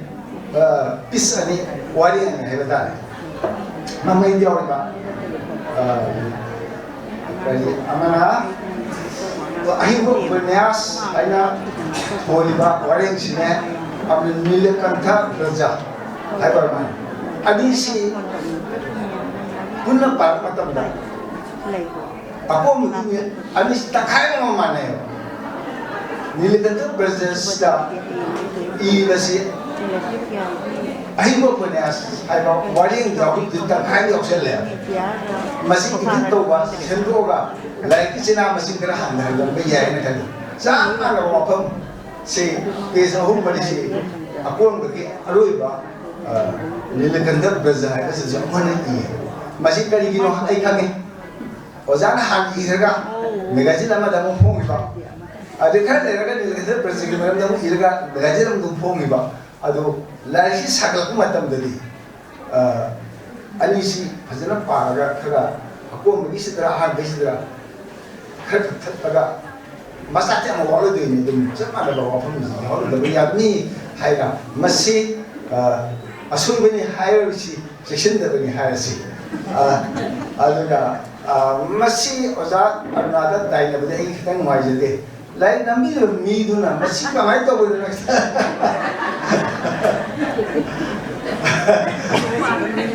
Ay masih oza, na kira kira mus mai halu ani ba. Oza na ki sai thanda na te. Professor sa sobanda si amki. Yang oza sa sobanda na ma ngasi thom si yaw ngam da si. Yang moi te, yang yong ni na on da wali sare na te bo. Mani te bo wali sare. Oza ka yaw lo do. Ay yaw lu mani. Yaw bang Andrea, ado yang su sei ni hai sau le hai bo ma. Oza ro na si yang su sau le ado ai yang mai te ki si yang ki le hai. Oza sa so de ki le si ki bam te da ka le. Ado hari pun isai da di sau bi da ba pro ko ko ge nasi di. Ado mana ma bo do mai. Oza ro na gi lai si da aso bi ar su ko mai ma hai bi no adung gakati ho ela ada oza ru ase man ki bedena de asuki matik sum si jaga ne aduma hariye masi ideal hai ba ya academy ke bawa hai ba hitabna sumba sisma haja wasin de apagi professor principal chu giba yo mana de pio botana discourse amoina na to bidere na phale nei nei bidere ada lai si ai na he umat tamda jar har ha te yeng masu ya na kasi maringa ni mama na thambira me ai mo pode ase si lai si ni ma puno ha na sei kun ni mama pong na ba panora mani pa de ma kan yo mo dong tham le ma su tai bang ngai se masi padre de man literature na thawai aro bu pun sang bu ke da ka ba le ke ai ni masi padre mission de man literature da yogi ranu Sanggir anu hai ni, tham le na mesti siapa ada mesti. Mesti soal dah hana boleh pabiran ni loja ni, ai nama hai deja. Paham thopal lagi, mesti soal dah padu. Mesti yang padu, orang amal le pabiran mesti. Adulah, ai mo penyasa si kali tholi no. Hai besi, penyasa agak berenang ni nama, like sumati. Ai mo penyasa si, tasir mesti kau fiction ni. Creative work among maming creative work ko berma. Simasu, paham bilai simasu, mongtang le na masu, taibang hai su sailing gilai, poetry gilai, remdo male mai pattern si ten. Aduna, asai professor pio bertan su hai me. Mong the creative talent. Ama, sumna critical mind na ta creativity amasu. Profesor na de yaw le se la ki mami na ta kan le adu ai mo po ne as har si tha to ye mo matam de di upanyas ki man na nai na ba wali na ayam su ko ga su adu la ta pa to na to ba critical essay ma am su yaw le kali da mutta ai mo po ne as na tholi no ai to ma kan sa masih aku na story lagi hadera sering lagi hadera sedih aku na yaw ba sering lipu yang itu mana lagi panjaba se amagi mami ngakalaga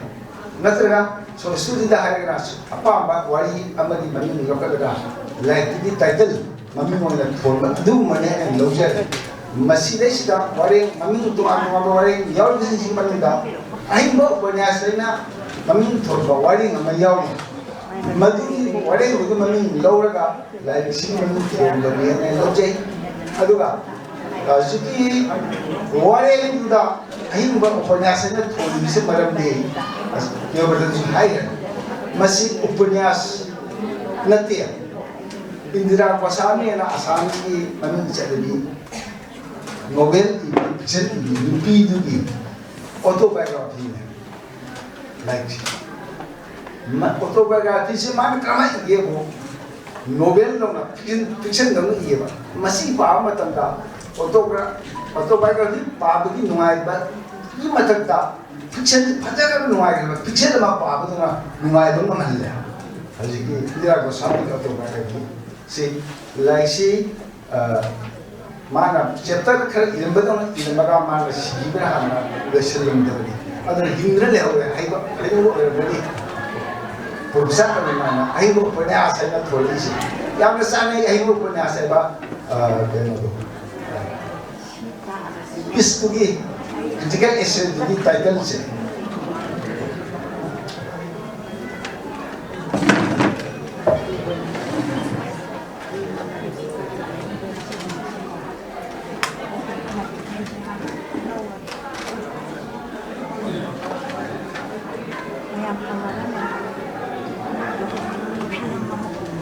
Mayam sih asal kok jadi mau ramai,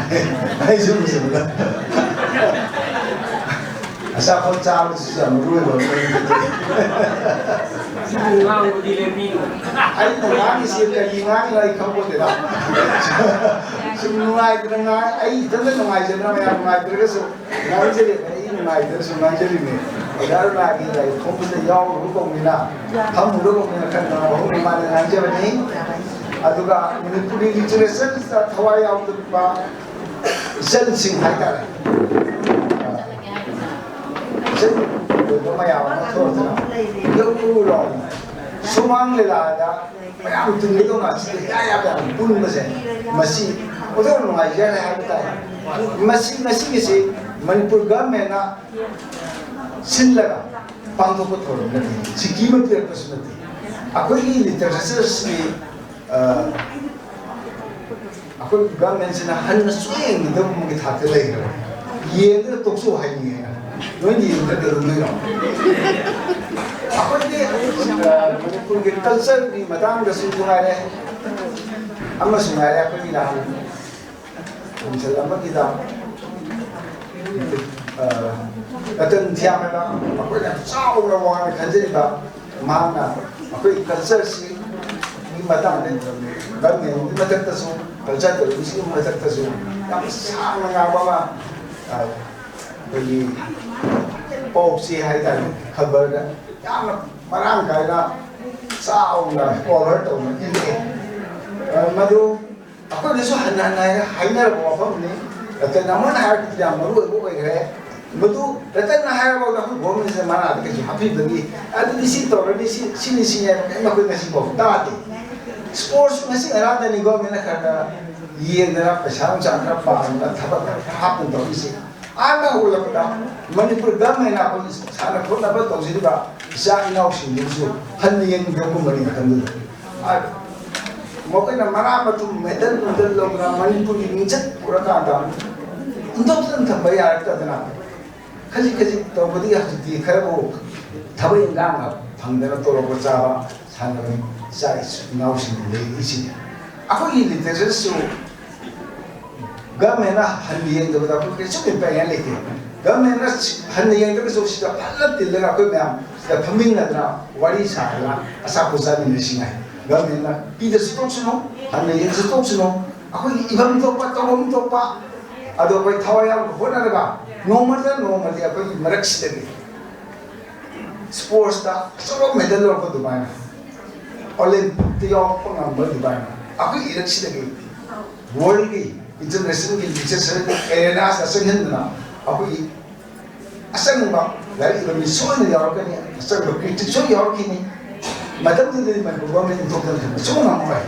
Harus jadi mau ini apa ini ada untuk presiden mandiri ni na. Kau macam ujian nak, student nak, kuch nak. Kan orang ni kisah, pahit ini sih. Hajar dah mesti awak semua. Hajar dah potong tu gimana kita. Hajar mesti. Berada ujian ni. Masih mesti hajar aje. Ujar na hoin hal kadi. Aina ini ya. Ujar na hoina. Yo betul hoina. Masih mesti yare. Maya mama ni putus sih haina. Haiba. Atu mbak. Foto dia kini. Aku hidup sana dalam meeting sih. Puas kau ibu tu na. Kerana hidup sih na. Masih di desa level foto dia ni. Masih interest level foto dia ni. Namun enggak nak ada. Yaru ni. Adu mai tahu na uzar. Aru na hoiku mana. Aku hidup meeting sih. Masih di desa level ni thakat ni yang sih. Mana lor pun yang sih. Medal lor pun yang sih. Hai bersih. Uzar aru na hoiku pa. Uzar kusum. Takkan orang tu pun mana. Orang kira tu ni masih. Masih aku guna tahu tu nanti. Aku merak sida medal lo ko yaw de le na ko punan de na lege to ke na kale so na no ma ai miro ai le tra ba tu so ai miro sina tra so aku ina smile tawai ro na lege de aku isa ga su ya ta soida yaukini prithivida maming deiba koi ai writer masi adu semaka dese adu semaka desi oja aruna hoyi makota dere masi haje ya bukumde थागतजरी जा अथoi bele ki pun waro thambi na mamang jam lo wa kaya thambi da bagi da makta za wo ka na थागतजरी mati lo pon kai tu bo chen ngasi pongzari ba la ngasi ki thawra ma pu ma le sin di ba kai kun nazari ba lai marol project ko le ko ni president ki thaw su bi ba za Catherine Subadani gi hayang asi Nomaizing numiki tangkara nipal ama tawa tanda kuliman hindi parisat impal di polda adi ngasi di president di taubi ba oza Catherine Subadani ne iba angang ki wari lai makapuro sakadawi lai kasi mami male matia aduna ngasi lempi da biba pai puna magna lai marol project ko lai ko na sinja langje duna haye manipur hindi parisat all the pathok sagadawi ba lai phongwa ki thona masida su lempi da ba pai puna magna na phamda noruna bau jenja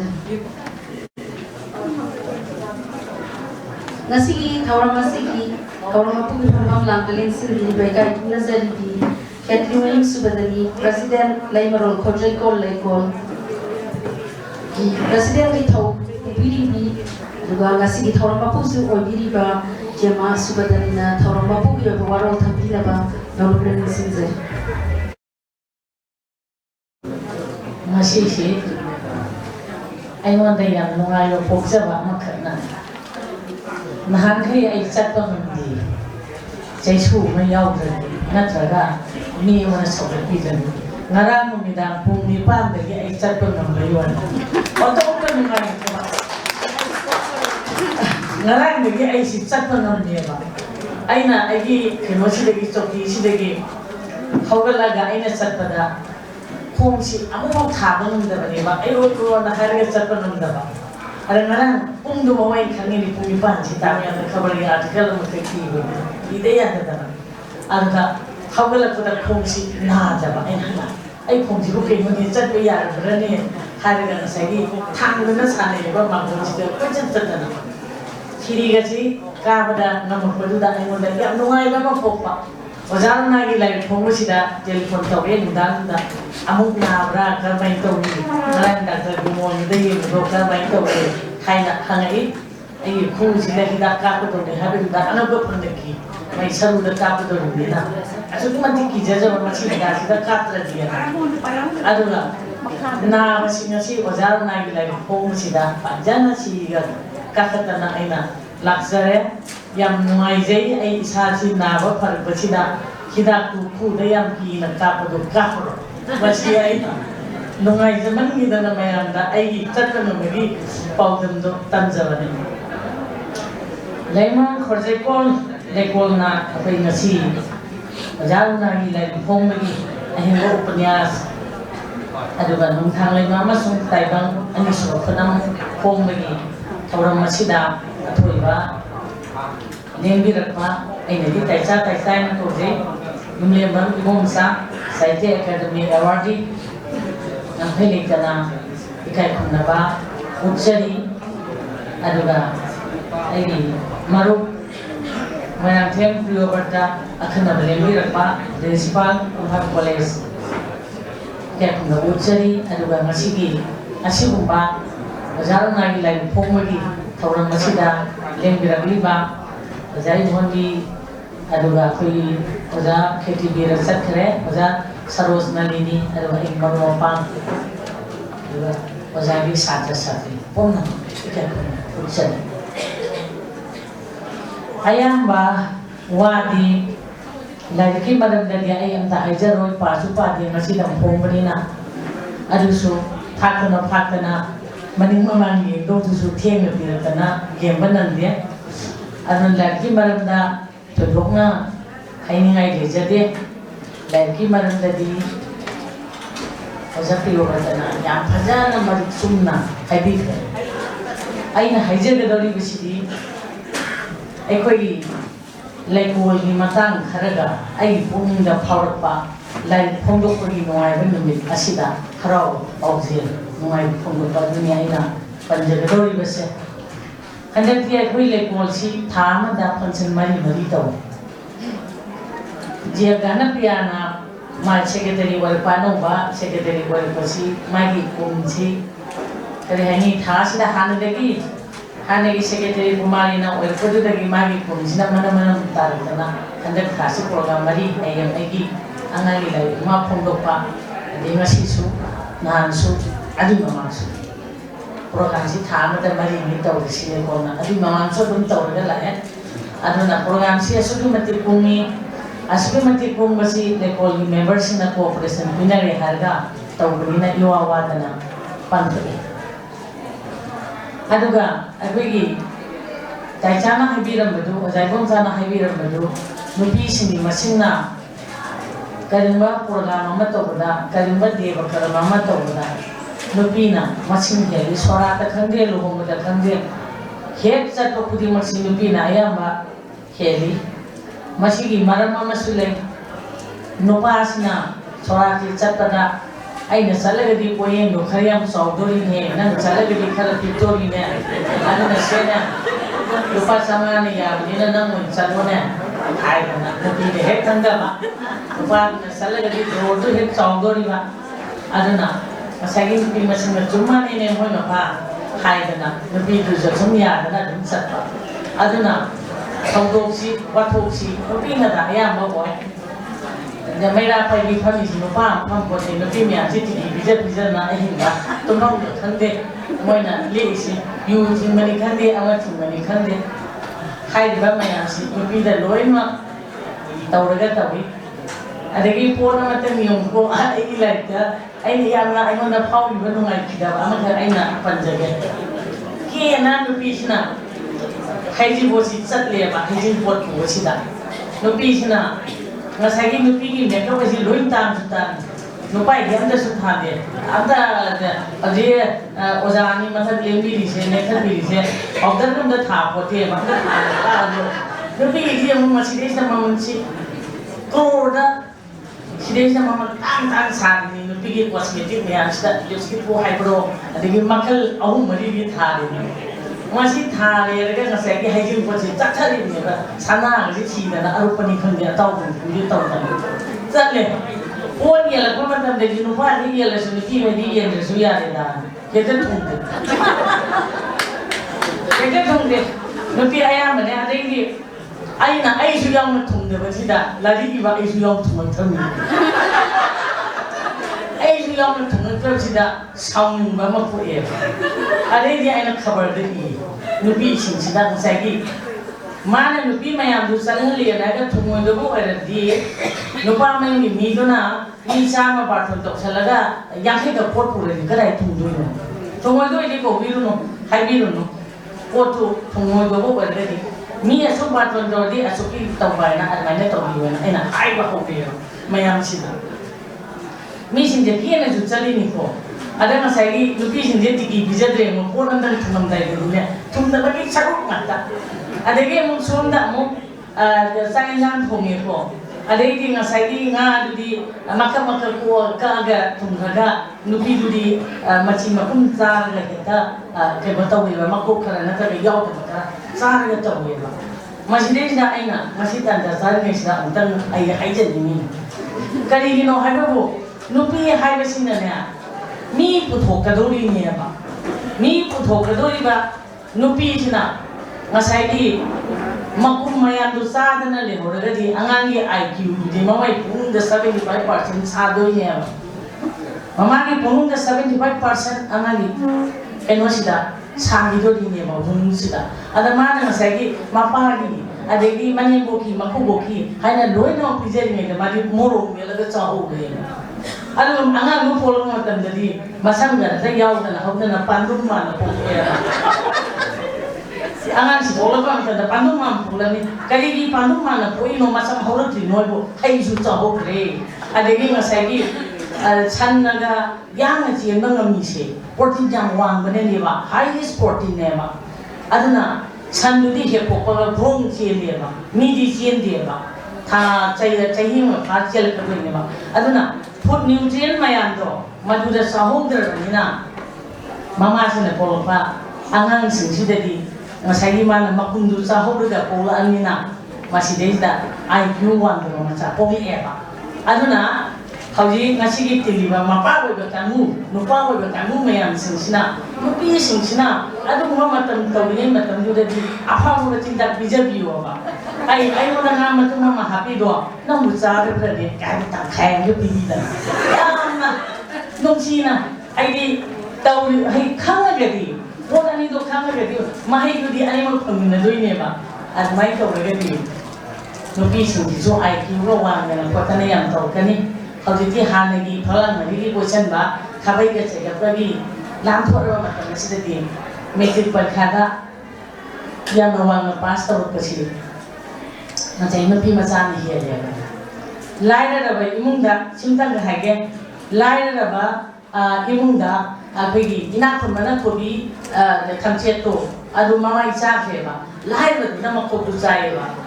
Kobi mamai si makuk tu yau jana mamai nak terlihat dia. Makuk tu jadi boleh kedoni. Kita mandi makuk tu dah lekor dia ma. Makuk sama angan sendo IQ one. Makuk sama bukan aduna lang lagi lagi masana pasti adu tai kan hari ini. Manguda lejar apa manguda di pun nutrien yang mana sahaja. Adu basom dana impan di ina pun nama yang dana. Atu mudu saya mudu di yau di sana saya mudu ni hiya di ni. Isam na hai aduna ai koi nupi singasu masai gi phone thak pakhande ama khande angang ai yo ji tiam thole ang pa phangna kuba me da ai ta ta na ina so hai ni ba kuba me da pithili le da mira kai pochar phade ge se haji ti mi musin mo baga se mogun mare ya mathi che ma ya ho ri ko yamna ke no to dana advance oil ba muna pol kada bodo ngau nula pol matamai putu no hati yang lain ne masih mata tidak ina hajar yang pimantau ke adana masih gi aku gi nupi sina hana yang lerum dabadagi aji matang coklat na kai ga to na lai onyong pong do dagi nupi masale hana di puthe na panara mani amani nupi kana no ga na aji di ngasai Kerana CPS na hadir dulu, tapi mesin kengkel itu sih, masa ini mapan pulau kerana mesin kengkel. Jadi Indonesia ayah officer kan dia, ayah nak pulih social welfare sih dia dina officer ni aja, tapi na loy lo kebeli wan, DC kan dia amak kan dia, masih kerana non habamu, masa ini mapan pulau pergi sang, helang ni na tapi pergi sang, helang ni na, ada di sang tu jadi, kena lah ni na pina, helang pani, tapi ya koi aku ini sana isabu kanja dana kain ini kenogi panik pungdai siapa lagi pudai pungdai siapa lagi adu dari lanthora ga itu ni IQ situ ya ini memang ki wangan apa pula pada minare na haraga ekol ni bim yang sini kol jaga yau dana lagi digai dana pung dana mon me ada thamba kona motor lo nya lo to piro le kol da loi pung dok idea the phone by kai ban lo na tham jiba mayam imagine su ta na hairam ni lo na tham jiba mayam do loina phone mai ibire na hagal le kolda lem na phone do kana ekwele ko ji su ta kudan ji adu kan pi ga ba sama na ba punai mo ko hinda na ekwele mo sem sa ga da atau ga thong da lo ni sia ro pham se simtang tham jarga loisin jage wajagi masih di lain pengusir mai patli ya kan kerja.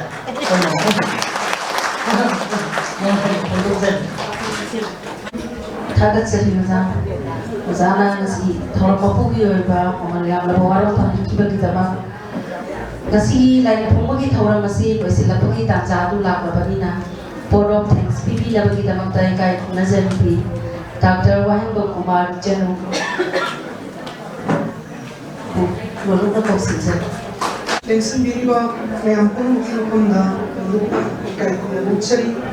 nasi lemro project ko lekona sinja langsa duna pangtuk seriba lekol ki ꯇꯔꯥꯒꯅꯤꯊꯣꯏ ꯑꯃꯗꯤ ꯇꯔꯥꯃꯔꯤ ꯐꯣꯡꯗꯣꯛꯄꯒꯤ ꯊꯧꯔꯝ ꯑꯁꯤꯒꯤ ꯃꯌꯥꯏ ꯇꯥꯡꯀꯛꯇ ꯂꯦꯡꯁꯤꯟꯕꯤꯔꯤꯕ ꯊꯣꯏꯗꯣꯛꯅ ꯏꯀꯥꯏ ꯈꯨꯝꯅꯖꯔꯤꯕ ꯂꯝꯗꯝ ꯑꯁꯤꯒꯤ ꯎꯔꯤꯔꯣꯜꯒꯤ ꯂꯝꯗ ꯃꯁꯛ ꯅꯥꯏꯅ ꯈꯨꯠ ꯊꯥꯕꯤꯔꯤꯕ ꯑꯗꯨꯒꯨꯝꯕ ꯑꯏꯕ ꯁꯥꯍꯤꯇ꯭ꯌ ꯑꯦꯀꯥꯗꯃꯤ ꯑꯦꯋꯥꯔꯗꯤ ꯀवि ꯍꯥꯏꯗꯤ ꯄꯥꯎ ꯑꯃꯁꯨ ꯎꯠꯆꯕ ꯑꯣꯖꯥ ꯏꯕꯣꯡꯁꯥ ꯑꯣꯖꯥꯒꯤ ꯃꯐꯝꯗ ꯍꯥꯟꯅꯃꯛꯇꯗ ꯏꯀꯣꯛ ꯅꯣꯝꯖꯔꯤ ꯂꯣꯏꯅꯅ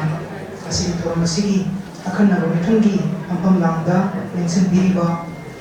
ꯏꯀꯥꯏ ꯈꯨꯝꯅꯖꯔꯤꯕ ꯑꯣꯖꯥ ꯃꯅꯤꯄꯨꯔꯤ ꯈꯨꯔꯤꯔꯣꯜꯒꯤ ꯑꯆꯪꯕ ꯂꯥꯟꯃꯤ ꯑꯃ ꯑꯣꯏꯅ ꯅꯩꯅꯕꯒꯤ ꯂꯝꯗ ꯑꯃꯗꯤ ꯀ꯭ꯔꯤꯌꯦꯇꯤꯕ ꯔꯥꯏꯇꯤꯡꯒꯤ ꯂꯝꯗ ꯃꯁꯛ ꯅꯥꯏꯅ ꯈꯨꯠ ꯊꯥꯕꯤꯔꯤꯕ ꯏꯝꯐꯥꯜ ꯀꯣꯂꯦꯖꯀꯤ ꯍꯧꯖꯤꯛ ꯄ꯭ꯔꯤꯟꯁꯤꯄꯥꯜ ꯄ꯭ꯔꯤꯟꯁꯤꯄꯜ ꯑꯣꯏꯕꯤꯔꯤꯕ ꯑꯣꯖꯥ ꯃꯌꯥꯝꯊꯦꯝ ꯄ꯭ꯔꯤꯌꯣꯕꯔꯇ ꯂꯣꯏꯅꯅ ꯑꯁꯤꯒꯤ ꯊꯧꯔꯝ ꯑꯁꯤꯕꯨ ꯄ꯭ꯔꯦꯁꯥꯏꯠ ꯇꯧꯕꯤꯔꯤꯕ ꯂꯩꯃꯔꯣꯜ ꯈꯨꯔꯖꯩꯀꯣꯜ ꯂꯩꯀꯣꯜꯒꯤ ꯍꯧꯖꯤꯛ ꯄ꯭ꯔꯦꯁꯤꯗꯦꯟꯠ ꯑꯣꯏꯅ ꯊꯧꯔꯝ ꯄꯨꯕꯤꯔꯤꯕꯤ ꯑꯣꯖꯥ ꯕꯦꯝꯃ ꯀꯦꯊꯔꯤꯟ ꯁꯨꯔꯖꯅꯤ ꯑꯍꯨꯝꯒꯤ ꯃꯇꯨꯡꯗ ꯑꯍꯥꯟꯕꯃꯛꯇ ꯏꯀꯣꯛ ꯅꯣꯝꯖꯔꯤ ꯂꯣꯏꯅꯅ ꯃꯥꯡꯗ ꯂꯦꯡꯁꯤꯟꯕꯤꯔꯤꯕ ꯊꯣꯏꯗꯣꯛꯅ ꯏꯀꯥꯏ ꯈꯨꯝꯅꯖꯔꯤꯕ ꯑꯩꯕꯨ ꯍꯦꯛ ꯀꯗꯥꯏꯗ ꯀꯔꯤ ꯁꯣꯏꯈꯤꯒꯗꯒꯦ ꯍꯥꯏꯗꯅ ꯑꯋꯥꯠꯄ ꯑꯁꯣꯏꯕ ꯃꯌꯥꯝ ꯑꯃ ꯇꯥꯛꯄꯤꯗꯨꯅ ꯑꯩꯒꯤ ꯑꯣꯖꯥ ꯑꯣꯏꯅ ꯂꯩꯕꯤꯔꯛꯄ ꯅꯨꯡꯁꯤꯖꯔꯕ ꯗꯤ ꯑꯦꯝ ꯀꯣꯂꯦꯖ ꯑꯣꯐ ꯑꯥꯔꯠꯁꯀꯤ ꯑꯣꯖꯥꯁꯤꯡ ꯂꯦꯡꯁꯤꯟꯕꯤꯔꯤ ꯑꯣꯖꯥ ꯇꯣꯞꯆꯧ ꯏꯕꯣꯝꯒꯤ ꯑꯣꯖꯥ ꯔꯥꯖꯀꯨꯃꯥꯔ ꯁꯨꯛꯁꯅꯥ ꯑꯃꯗꯤ ꯑꯩꯈꯣꯏ ꯑꯣꯖꯥ ꯃꯌꯥꯝ ꯑꯃ ꯑꯣꯖꯥ ꯃꯦꯙꯥꯕꯇꯤ ꯑꯣꯖꯥ ꯅꯟꯗꯀꯨꯃꯥꯔꯅꯆꯤꯡꯕꯁꯨ ꯂꯥꯛꯄꯤꯔꯝꯒꯅꯤ ꯑꯣꯖꯥ ꯏꯟꯗꯤꯔꯥ ꯂꯅꯤ ꯀꯣꯂꯤꯛ ꯃꯌꯥꯝ ꯑꯃꯁꯨ ꯗꯤ ꯑꯦꯝ ꯀꯣꯂꯦꯖ ꯑꯣꯐ ꯑꯥꯔꯠꯁꯀꯤ ꯂꯦꯡꯕꯤꯔꯛꯏ ꯂꯣꯏꯅꯅ ꯃꯅꯤꯄꯨꯔꯤ ꯈꯨꯔꯤꯔꯣꯜꯒꯤ ꯑꯩꯈꯣꯏ ꯆꯦꯔꯣꯏꯕꯂꯥ ꯂꯩꯕꯤꯔꯤ ꯃꯅꯤꯄꯨꯔꯤ ꯈꯨꯔꯤꯔꯣꯜꯒꯤ ꯂꯝꯗ ꯃꯅꯤꯄꯨꯔꯤ ꯊꯤꯌꯦꯇꯔꯒꯤ ꯁꯤꯅꯦꯃꯥꯒꯤ ꯇꯣꯉꯥꯟ ꯇꯣꯉꯥꯟꯕ ꯂꯝ ꯀꯌꯥꯗ ꯃꯁꯛ ꯅꯥꯏꯅ ꯈꯨꯠ ꯊꯥꯕꯤꯔꯤꯕ ꯑꯗꯨꯒꯨꯝꯕ ꯑꯏꯕ ꯑꯏꯕꯤ ꯇꯣꯉꯥꯟ ꯇꯣꯉꯥꯟꯕ ꯁꯥꯍꯤꯇ꯭ꯌꯒꯤ ꯂꯨꯞ ꯀꯌꯥꯒꯤ ꯊꯧ ꯄꯨꯕꯤꯔꯤꯕ ꯑꯗꯨꯒꯨꯝꯕ ꯁꯦꯀ꯭ꯔꯦꯇꯔꯤꯁꯤꯡ ꯄ꯭ꯔꯦꯁꯤꯗꯦꯟꯠꯁꯤꯡ ꯂꯦꯡꯁꯤꯟꯗꯨꯅ ꯂꯩꯕꯤꯔꯤ ꯃꯅꯤꯄꯨꯔ ꯌꯨꯅꯤꯚꯔꯁꯤꯇꯤꯒꯤꯁꯨ ꯅꯨꯡꯁꯤꯖꯔꯕ ꯑꯣꯖꯥꯁꯤꯡ ꯑꯣꯖꯥ ꯕꯤꯔꯖꯤꯇꯥ ꯑꯣꯖꯥ ꯁꯥꯟꯇꯤꯕꯂꯥ ꯑꯁꯤꯒꯨꯝꯕ ꯂꯦꯡꯁꯤꯟꯕꯤꯔꯤ ꯄꯨꯝꯅꯃꯛꯀꯤ ꯃꯐꯝꯗ ꯏꯀꯥꯏ ꯈꯨꯝꯅꯕ ꯎꯠꯆꯔꯤ ꯂꯣꯏꯅꯅ ꯉꯁꯤ ꯑꯁꯤ ꯑꯩꯈꯣꯏꯒꯤ ꯑꯣꯖꯥ ꯑꯩꯒꯤꯁꯨ ꯔꯤꯁꯔꯁꯀꯤ ꯒꯥꯏꯗ ꯑꯣꯏꯕꯤꯔꯛꯄꯤ ꯑꯗꯨꯒꯨꯝꯕ ꯑꯣꯖꯥ ꯅꯍꯥꯛꯄ ꯃꯔꯨꯅꯥꯒꯤ ꯍꯥꯟꯅ ꯐꯣꯡꯈ꯭ꯔꯕ ꯂꯥꯏꯔꯤꯛ ꯑꯃꯒꯤ ꯈꯣꯡꯊꯥꯡ ꯂꯩꯃ ꯑꯃꯁꯨꯡ ꯇꯥꯏꯕꯪ ꯍꯥꯏꯕꯁꯤ ꯑꯅꯤꯁꯨꯕ ꯏꯗꯤꯁꯟ ꯑꯃꯗꯤ ꯑꯣꯖꯥꯅ ꯍꯥꯟꯅ ꯇꯣꯉꯥꯟ ꯇꯣꯉꯥꯟꯕ ꯖꯔꯅꯦꯜꯁꯤꯡ ꯑꯃꯗꯤ ꯂꯥꯏꯔꯤꯛꯁꯤꯡꯗ ꯐꯣꯡꯗꯣꯛꯈ꯭ꯔꯕ ꯑꯥꯔꯇꯤꯀꯜꯁꯤꯡ ꯌꯥꯎꯅ ꯈꯣꯝꯖꯤꯟꯕ ꯑꯗꯨꯒꯨꯝꯕ ꯑꯍꯤꯡꯕ ꯎꯄꯟꯌꯥꯁ ꯍꯥꯏꯅ ꯐꯣꯡꯕ ꯂꯥꯏꯔꯤꯛ ꯑꯃꯁꯨ ꯄꯨꯊꯣꯛꯄꯒꯤ ꯅꯨꯡꯉꯥꯏꯔꯕ ꯊꯧꯔꯝ ꯑꯗꯨꯅꯤ ꯁꯤꯒꯨꯝꯕ ꯂꯥꯏꯔꯤꯛ ꯑꯅꯤ ꯑꯁꯤ ꯑꯩꯈꯣꯏꯒꯤ ꯂꯩꯃꯔꯣꯜ ꯈꯨꯔꯖꯩꯀꯣꯜ ꯂꯩꯀꯣꯜꯒꯤ ꯕꯦꯅꯔ ꯃꯈꯥꯗ ꯄꯨꯊꯣꯛꯄꯒꯤ ꯈꯨꯗꯣꯡꯆꯥꯕ ꯑꯁꯤ ꯄꯤꯕꯤꯕꯒꯤꯗꯃꯛꯇ ꯑꯍꯥꯟꯕꯃꯛꯇꯗ ꯑꯣꯖꯥꯒꯤ ꯃꯐꯝꯗ ꯅꯣꯛꯆꯕ ꯏꯀꯥꯏ ꯈꯨꯝꯅꯕꯗꯨ ꯎꯠꯆꯔꯤ ꯉꯁꯤ ꯑꯣꯖꯥꯅ ꯑꯩꯈꯣꯏꯒꯤ ꯑꯏꯕꯤꯒꯤ ꯑꯣꯏꯕ ꯋꯥꯔꯣꯜ ꯈꯔꯗꯪ ꯊꯝꯕꯤꯔꯝꯕꯗꯨꯗ ꯂꯦꯡꯁꯤꯟꯕꯤꯔꯤꯕ ꯄꯨꯝꯅꯃꯛꯅ ꯔꯤꯃꯥꯔꯛ ꯑꯣꯏꯅ ꯑꯩꯈꯣꯏ ꯊꯝꯕꯤꯔꯕꯗꯨꯅꯤ ꯀꯔꯤꯒꯤꯗꯃꯛꯇ ꯑꯁꯤꯒꯨꯝꯕ ꯂꯥꯏꯔꯤꯛ ꯑꯁꯤ ꯀꯝꯗꯧꯅ ꯐꯣꯡꯉꯛꯄꯅꯣ ꯀꯔꯤꯗ ꯌꯨꯝꯐꯝ ꯑꯣꯏꯔꯒ ꯏꯕꯤꯕꯅꯣ ꯀꯔꯝꯕ ꯋꯥꯈꯜ ꯀꯔꯝꯕ ꯏꯊꯤꯜꯗꯨꯅ ꯑꯣꯖꯥꯒꯤ ꯃꯤꯠꯌꯦꯡ ꯑꯣꯏꯕꯒꯦ ꯍꯥꯏꯕꯅꯆꯤꯡꯕꯁꯤ ꯂꯥꯏꯔꯤꯛꯁꯤꯒꯤ ꯃꯔꯝꯗ ꯑꯩꯈꯣꯏ ꯋꯥꯉꯥꯡꯂꯣꯏ ꯑꯣꯏꯅ ꯂꯥꯏꯔꯤꯛ ꯃꯁꯛ ꯇꯥꯛꯄ ꯑꯣꯏꯅ ꯆꯞ ꯆꯥꯅ ꯊꯝꯕꯤꯗꯕ ꯇꯥꯔꯒꯁꯨ ꯑꯣꯖꯥꯅ ꯐꯅ ꯌꯥꯝꯅ ꯂꯥꯏꯔꯤꯛꯁꯤꯒꯤ ꯃꯔꯝꯗꯗꯤ ꯑꯩꯈꯣꯏ ꯃꯌꯥꯝꯗ ꯂꯧꯁꯤꯡ ꯌꯥꯟꯒꯗꯧꯕ ꯄꯣꯠꯇꯨ ꯊꯝꯕꯤꯔꯝꯃꯕ꯭ꯔꯥ ꯍꯥꯏꯕ ꯄꯣꯠꯇꯨ ꯐꯥꯎꯖꯩ ꯃꯁꯤꯒꯤꯗꯃꯛꯇꯁꯨ ꯑꯣꯖꯥꯒꯤ ꯃꯐꯝꯗ ꯑꯩꯈꯣꯏꯒꯤ ꯈꯪꯖꯅꯤꯡꯕ ꯑꯣꯖꯥꯒꯤ ꯃꯤꯠꯌꯦꯡꯅꯆꯤꯡꯕꯗꯨ ꯑꯣꯖꯥꯅ ꯂꯥꯏꯔꯤꯛꯀꯤ ꯄ꯭ꯔꯤꯐꯦꯁ ꯑꯣꯏꯅ ꯊꯝꯕꯤꯗꯕ ꯇꯥꯔꯒꯁꯨ ꯑꯣꯖꯥꯅ ꯉꯁꯤ ꯊꯝꯕꯤꯔꯤꯕ ꯋꯥꯐꯝ ꯈꯔꯁꯤ ꯇꯥꯖꯔꯨꯕꯗꯒꯤ ꯑꯣꯖꯥꯒꯤ ꯌꯨꯝꯐꯝꯁꯤꯡ ꯑꯁꯤ ꯑꯣꯏꯔ ꯃꯥꯜꯂꯤ ꯃꯤꯠꯌꯦꯡꯁꯤꯡ ꯑꯁꯤ ꯑꯣꯏꯔ ꯃꯥꯜꯂꯤ ꯍꯥꯏꯕꯗꯨ ꯍꯥꯟꯅꯗꯒꯤ ꯈꯤꯇꯪ ꯎꯖꯔꯛꯄꯒ ꯂꯣꯏꯅꯅ ꯉꯁꯤꯁꯤ ꯉꯥꯛꯊꯣꯛꯍꯟꯕꯤꯔꯝꯕ ꯍꯥꯏꯕ ꯇꯥꯏ ꯃꯁꯤꯒꯤꯗꯃꯛꯇ ꯑꯣꯖꯥꯕꯨ ꯊꯥꯒꯠꯆꯔꯤ ꯁꯤꯒꯨꯝꯕ ꯂꯥꯏꯔꯤꯛ ꯑꯅꯤ ꯂꯩꯃꯔꯣꯜ ꯈꯨꯔꯖꯩꯀꯣꯜ ꯂꯩꯀꯣꯜꯒꯤ ꯕꯦꯅꯔ ꯃꯈꯥꯗ ꯐꯣꯡꯗꯣꯛꯆꯕꯒꯤ ꯈꯨꯗꯣꯡꯆꯥꯕ ꯐꯪꯖꯕꯁꯤ ꯑꯩꯈꯣꯏꯒꯤ ꯂꯩꯀꯣꯜꯒꯤ ꯆꯦꯟꯖ ꯆꯣꯡꯖꯔꯤꯕ ꯂꯨꯞꯂꯣꯏꯁꯤꯡꯒꯤ ꯃꯥꯏ ꯄꯥꯛꯄꯅꯤ ꯍꯥꯏꯕꯁꯤ ꯊꯃꯣꯏꯅꯨꯡꯗ ꯁꯦꯡꯅ ꯊꯝꯖꯔꯤ ꯂꯣꯏꯅꯅ ꯉꯁꯤꯒꯤ ꯑꯈꯟꯅꯕ ꯂꯦꯡꯕꯤꯔꯛꯄꯒꯤ ꯋꯥꯔꯣꯜꯗ ꯑꯣꯟꯊꯣꯛꯅ ꯃꯃꯜ ꯌꯥꯝꯂꯕ ꯋꯥꯐꯝ ꯃꯌꯥꯝ ꯑꯃ ꯊꯝꯕꯤꯔꯝꯃꯦ ꯑꯩꯅ ꯑꯃꯨꯛ ꯍꯟꯖꯟꯅ ꯄꯟꯂꯨꯗ꯭ꯔꯒꯁꯨ ꯋꯥꯍꯩ ꯄꯔꯦꯡꯁꯤꯡꯗꯨꯒꯤ ꯋꯥꯍꯩ ꯑꯃꯃꯝꯒꯤ ꯑꯣꯟꯊꯣꯛꯅ ꯃꯃꯜ ꯂꯩꯔꯕ ꯑꯗꯨꯒꯨꯝꯕ ꯉꯁꯤꯁꯤ ꯂꯥꯏꯔꯤꯛ ꯐꯣꯡꯕꯗ ꯃꯃꯥꯡꯗ ꯑꯃꯨꯛꯇ ꯐꯥꯎꯕ ꯑꯩꯈꯣꯏꯅ ꯊꯦꯡꯅꯖꯈꯤꯗ꯭ꯔꯤꯕ ꯍꯥꯏꯖꯕ ꯇꯥꯏ ꯑꯗꯨꯒꯨꯝꯕ ꯃꯅꯨꯡꯉꯥꯏ ꯑꯃ ꯑꯗꯨꯒꯨꯝꯕ ꯃꯍꯥꯎ ꯑꯃ ꯐꯪꯖꯔꯦ ꯍꯥꯏꯗꯅ ꯋꯥꯐꯝ ꯈꯔ ꯊꯝꯕꯤꯔꯝꯂꯤꯕ ꯑꯣꯖꯥ ꯃꯣꯏꯔꯥꯡꯊꯦꯝ ꯄ꯭ꯔꯤꯌꯣꯕꯔꯇꯒꯤ ꯃꯐꯝꯗ ꯊꯃꯣꯏ ꯁꯦꯡꯅ ꯏꯀꯥꯏ ꯈꯨꯝꯅꯕ ꯑꯃꯗꯤ ꯊꯥꯒꯠꯄꯗꯨ ꯐꯣꯡꯗꯣꯛꯆꯔꯤ Ozana ngasi thambiram wapamda aikoigi ngasi dari kasu ibiribi oza Professor Arunana Manipuri Sahitya parental care moina lobiri haibo boksi yamna maru changbadumba statement amani haina lozai loina Manipuri corridor gi kharaga hena tangna leiba adugumba machal lama oiba critical writing masi ozana yamna nusina dear and rare haina haibiram basi aikoida atopa critics na haiba taja gi taraga su madugi mamal lama madugi value ama ngasi kamchong chongthok gumba ma thamoi phawjabatu amuka hanna mayamda paudamjari wena ozana thambiram aikoi ozana kui sida yauri basi creative writing critical outlook intellectual exercise to pa amadi women sensibility masi pop singsi udokna balance laina amadi masak tokna thambire haibugum haibugi pochima udokna mariksunna thambirami amon to oina ozagi anuba wareng lari koriba ahinbo upanyas haibusi yaurba wareng tramanga maksi ozana mariksumna sugaina maru oibo waisinsu thambiram baduna aikoi na laiksi amuk hena kupna pamna bugi kudum sabatu patin bu on bugi dum ikau hana thingasa ki bo rega su adu bugi ko amuka hanna aikoi yakai phelam le haidana phauja buruna ozani mufam da tawima khangbu chari thamoi sengna lemro project ko le ko mai kai dani uzabu thagat chari loina ngasi athoi ba mithungi pampham lam da leksin biri walam da masigi corridor damda masak naina makham kaliba loina aikoi manipuri khunai sibu kadai de kali swai thi da gi haibagi achet pa phire amada aikoi phadaba yadi aikoi mai pak da yadi aikoi ninghan da yadi haibagum logi umi mata si da achet pa phire lobiraga akan ba adumba langsing purel amo koina aki balaitana manipuri khunai sindokpagi maikon sumbagi tabak to biriba adumba columnist masu kuiba oza yule mo bom sana ngasi thambirami bu wakhom sidari koina remark to sinjahobadi manipuri corridor li lam sida nupi ai bisingi mafam mama soidana leibasimsu jana panbiba legol su thagat biba loinana aikoi manipuri kunai da leiba ai bisingsi hena masak pokna hena masak naina nongna jaga nongdi aikoi international arena da mafam kan bangam ba kunai ma jati ma kan gi bere rui da gi haibagi uming mata ma aikoi da inspire to miramba mai sukat iramba adu bo wafam ni haida lozai masi namakta usari mafam da togimal khang bu se bola loinana ngro project ko liko mai kai da gi tamu sengna thagat ba khumuk sari loina ngasigi thoramasibu preside to biri ko oza ketriyum subadani ozana aikoi lekol gi presidency ki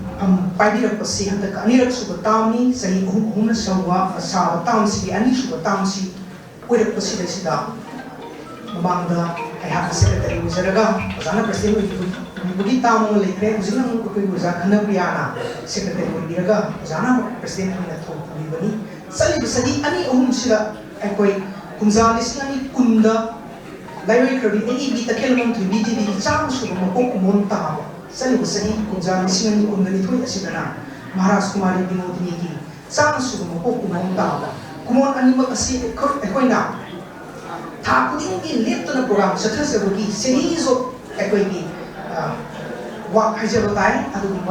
program hajabatai leptona satha pagi ko amma Elizabani, serak sila, aikoi sa ibu tha space da, lekor di program mari,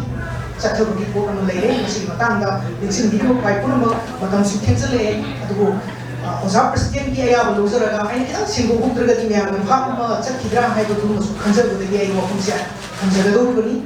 hayeng sina ko oza president ki angang ki sahitya angang wari ko di bodu ko malem atya hai bolai sepung do bani ngasi sina ko oza nahako perunana ibiba adumba nena warin lari ani ko ni mayam leksin diri sing ohum to biba yai lari anis lari ohum si kunja laga i biani si lari sin si kunla na no do ko pati kari kai ai ohum si so na kandiram gani adu si matang se kita ai ko sinja lanjin sing imarat le sabo na singbup saning badi Ozagi like ngasi punggador basisu like ani koiba aduga akoi oza ibema president ubili bisisu like among kuzila gadi like ohum adu masi report si like ohum phumdu pagi thoram si amtung da kunna pampu ga yam samna satharadra hai report ni akoi oza su madam sana sahi kul hena like si puthutta na leira bana maram rakang dega sahi kun ni utung da diket ani utung da putra si akoi na thawai yauna amadi mayam budul da to ni boi ba loina na in putu budul like spaces ko amuk ngasi tori bathroom si na ta ngasi ki sathari ba program si mong si da kitang tungan ba mada akoi baza president ni lejery ko ni kibam hai batai masama activism ko na lebi badu maram ko kan doida manipuri khuri rol bun si diba matam sa na lam si da kut thabira ba adu ba sahi lesson ba ahlam sin ko honor to buri program no so option ni buri apa madu leibana maram ko ga maduri program duga ozari ngasigi sahi kunni matu ko lari ani punuk puri program siga una kunjal batara ko ni mayamga utok na sokha ba wana sang ngai buri po na mo ko to madra na kunjal badagi akoi program ni si separate ko na tuan no ni ani sinja bani adu sinja ko matam da thoram ani tuan no pam da thangat na ko ni da sinbagi awa ba batom sapagi amagi sinja langzabagi madugi ko sada ba madugi akoi da ulum ko jabo di ulum na organization da yogi bunga tani na khambi ba bini masima ko bata ra su akoi gi ngasi gi geso owner ki phom lam de lingsin di bo usana yam nungai yam na ko ja ma ko na khambe ba po na ko su pan bira me madudi ngasi lai so kung ba se kung ani da bo bisi kitang ga nanna haure ra ga lai kung gi maram se sta kas na bo ma ko thamdaro ta ga su ai thamoi da hai bodi za geso owner ki thamoi da pausari bo wa pom sin si khara ge hen na sang na madi mapung pha na phung na bo gi tangsa ma ka pirum ma bodi ngai da do ni ko hai bodi ozada taksi amadi sondra leibadu koi taza hui matung da kai bumba oza professor tangna gi lai phung ka do bu ra gadi oza yar gadi phung ani da gi homsi ama da gi ba mo khai da gi homsi hai dana le ko da phung na gi putum sa bu tana bira budi hai bira budi ko su su da oza da hai za gani sum to dana ngasi gi thorma sida haru maru oi ba Manipur University gi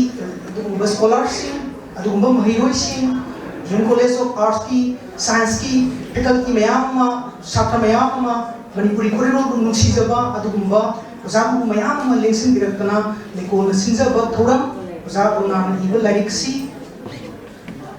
pungtok pagi thoram sida hep ko budagi loi bo khoba yawi ba sidi na makta lekol na lam ton sinjarabani ni hai bo si tamjabaga loina kono mokku thagat sari benamadi electronic media ki isini nausin policy wine to be ibadumba asinarang to bi gumi oisi una mokki makamda lengoro project ko lekona kamoi shenga to bimal khang bo kutsari kono ku thagatse Agar baru terlalu masih presiden ya bisa kasih kita orang masih matang sebagai dan sejarah hanya lapor seri loina na like kolgi members di masih ada selekan tidak laga proposisi nama tan kau sudah tahu dibahas ya bina baru sih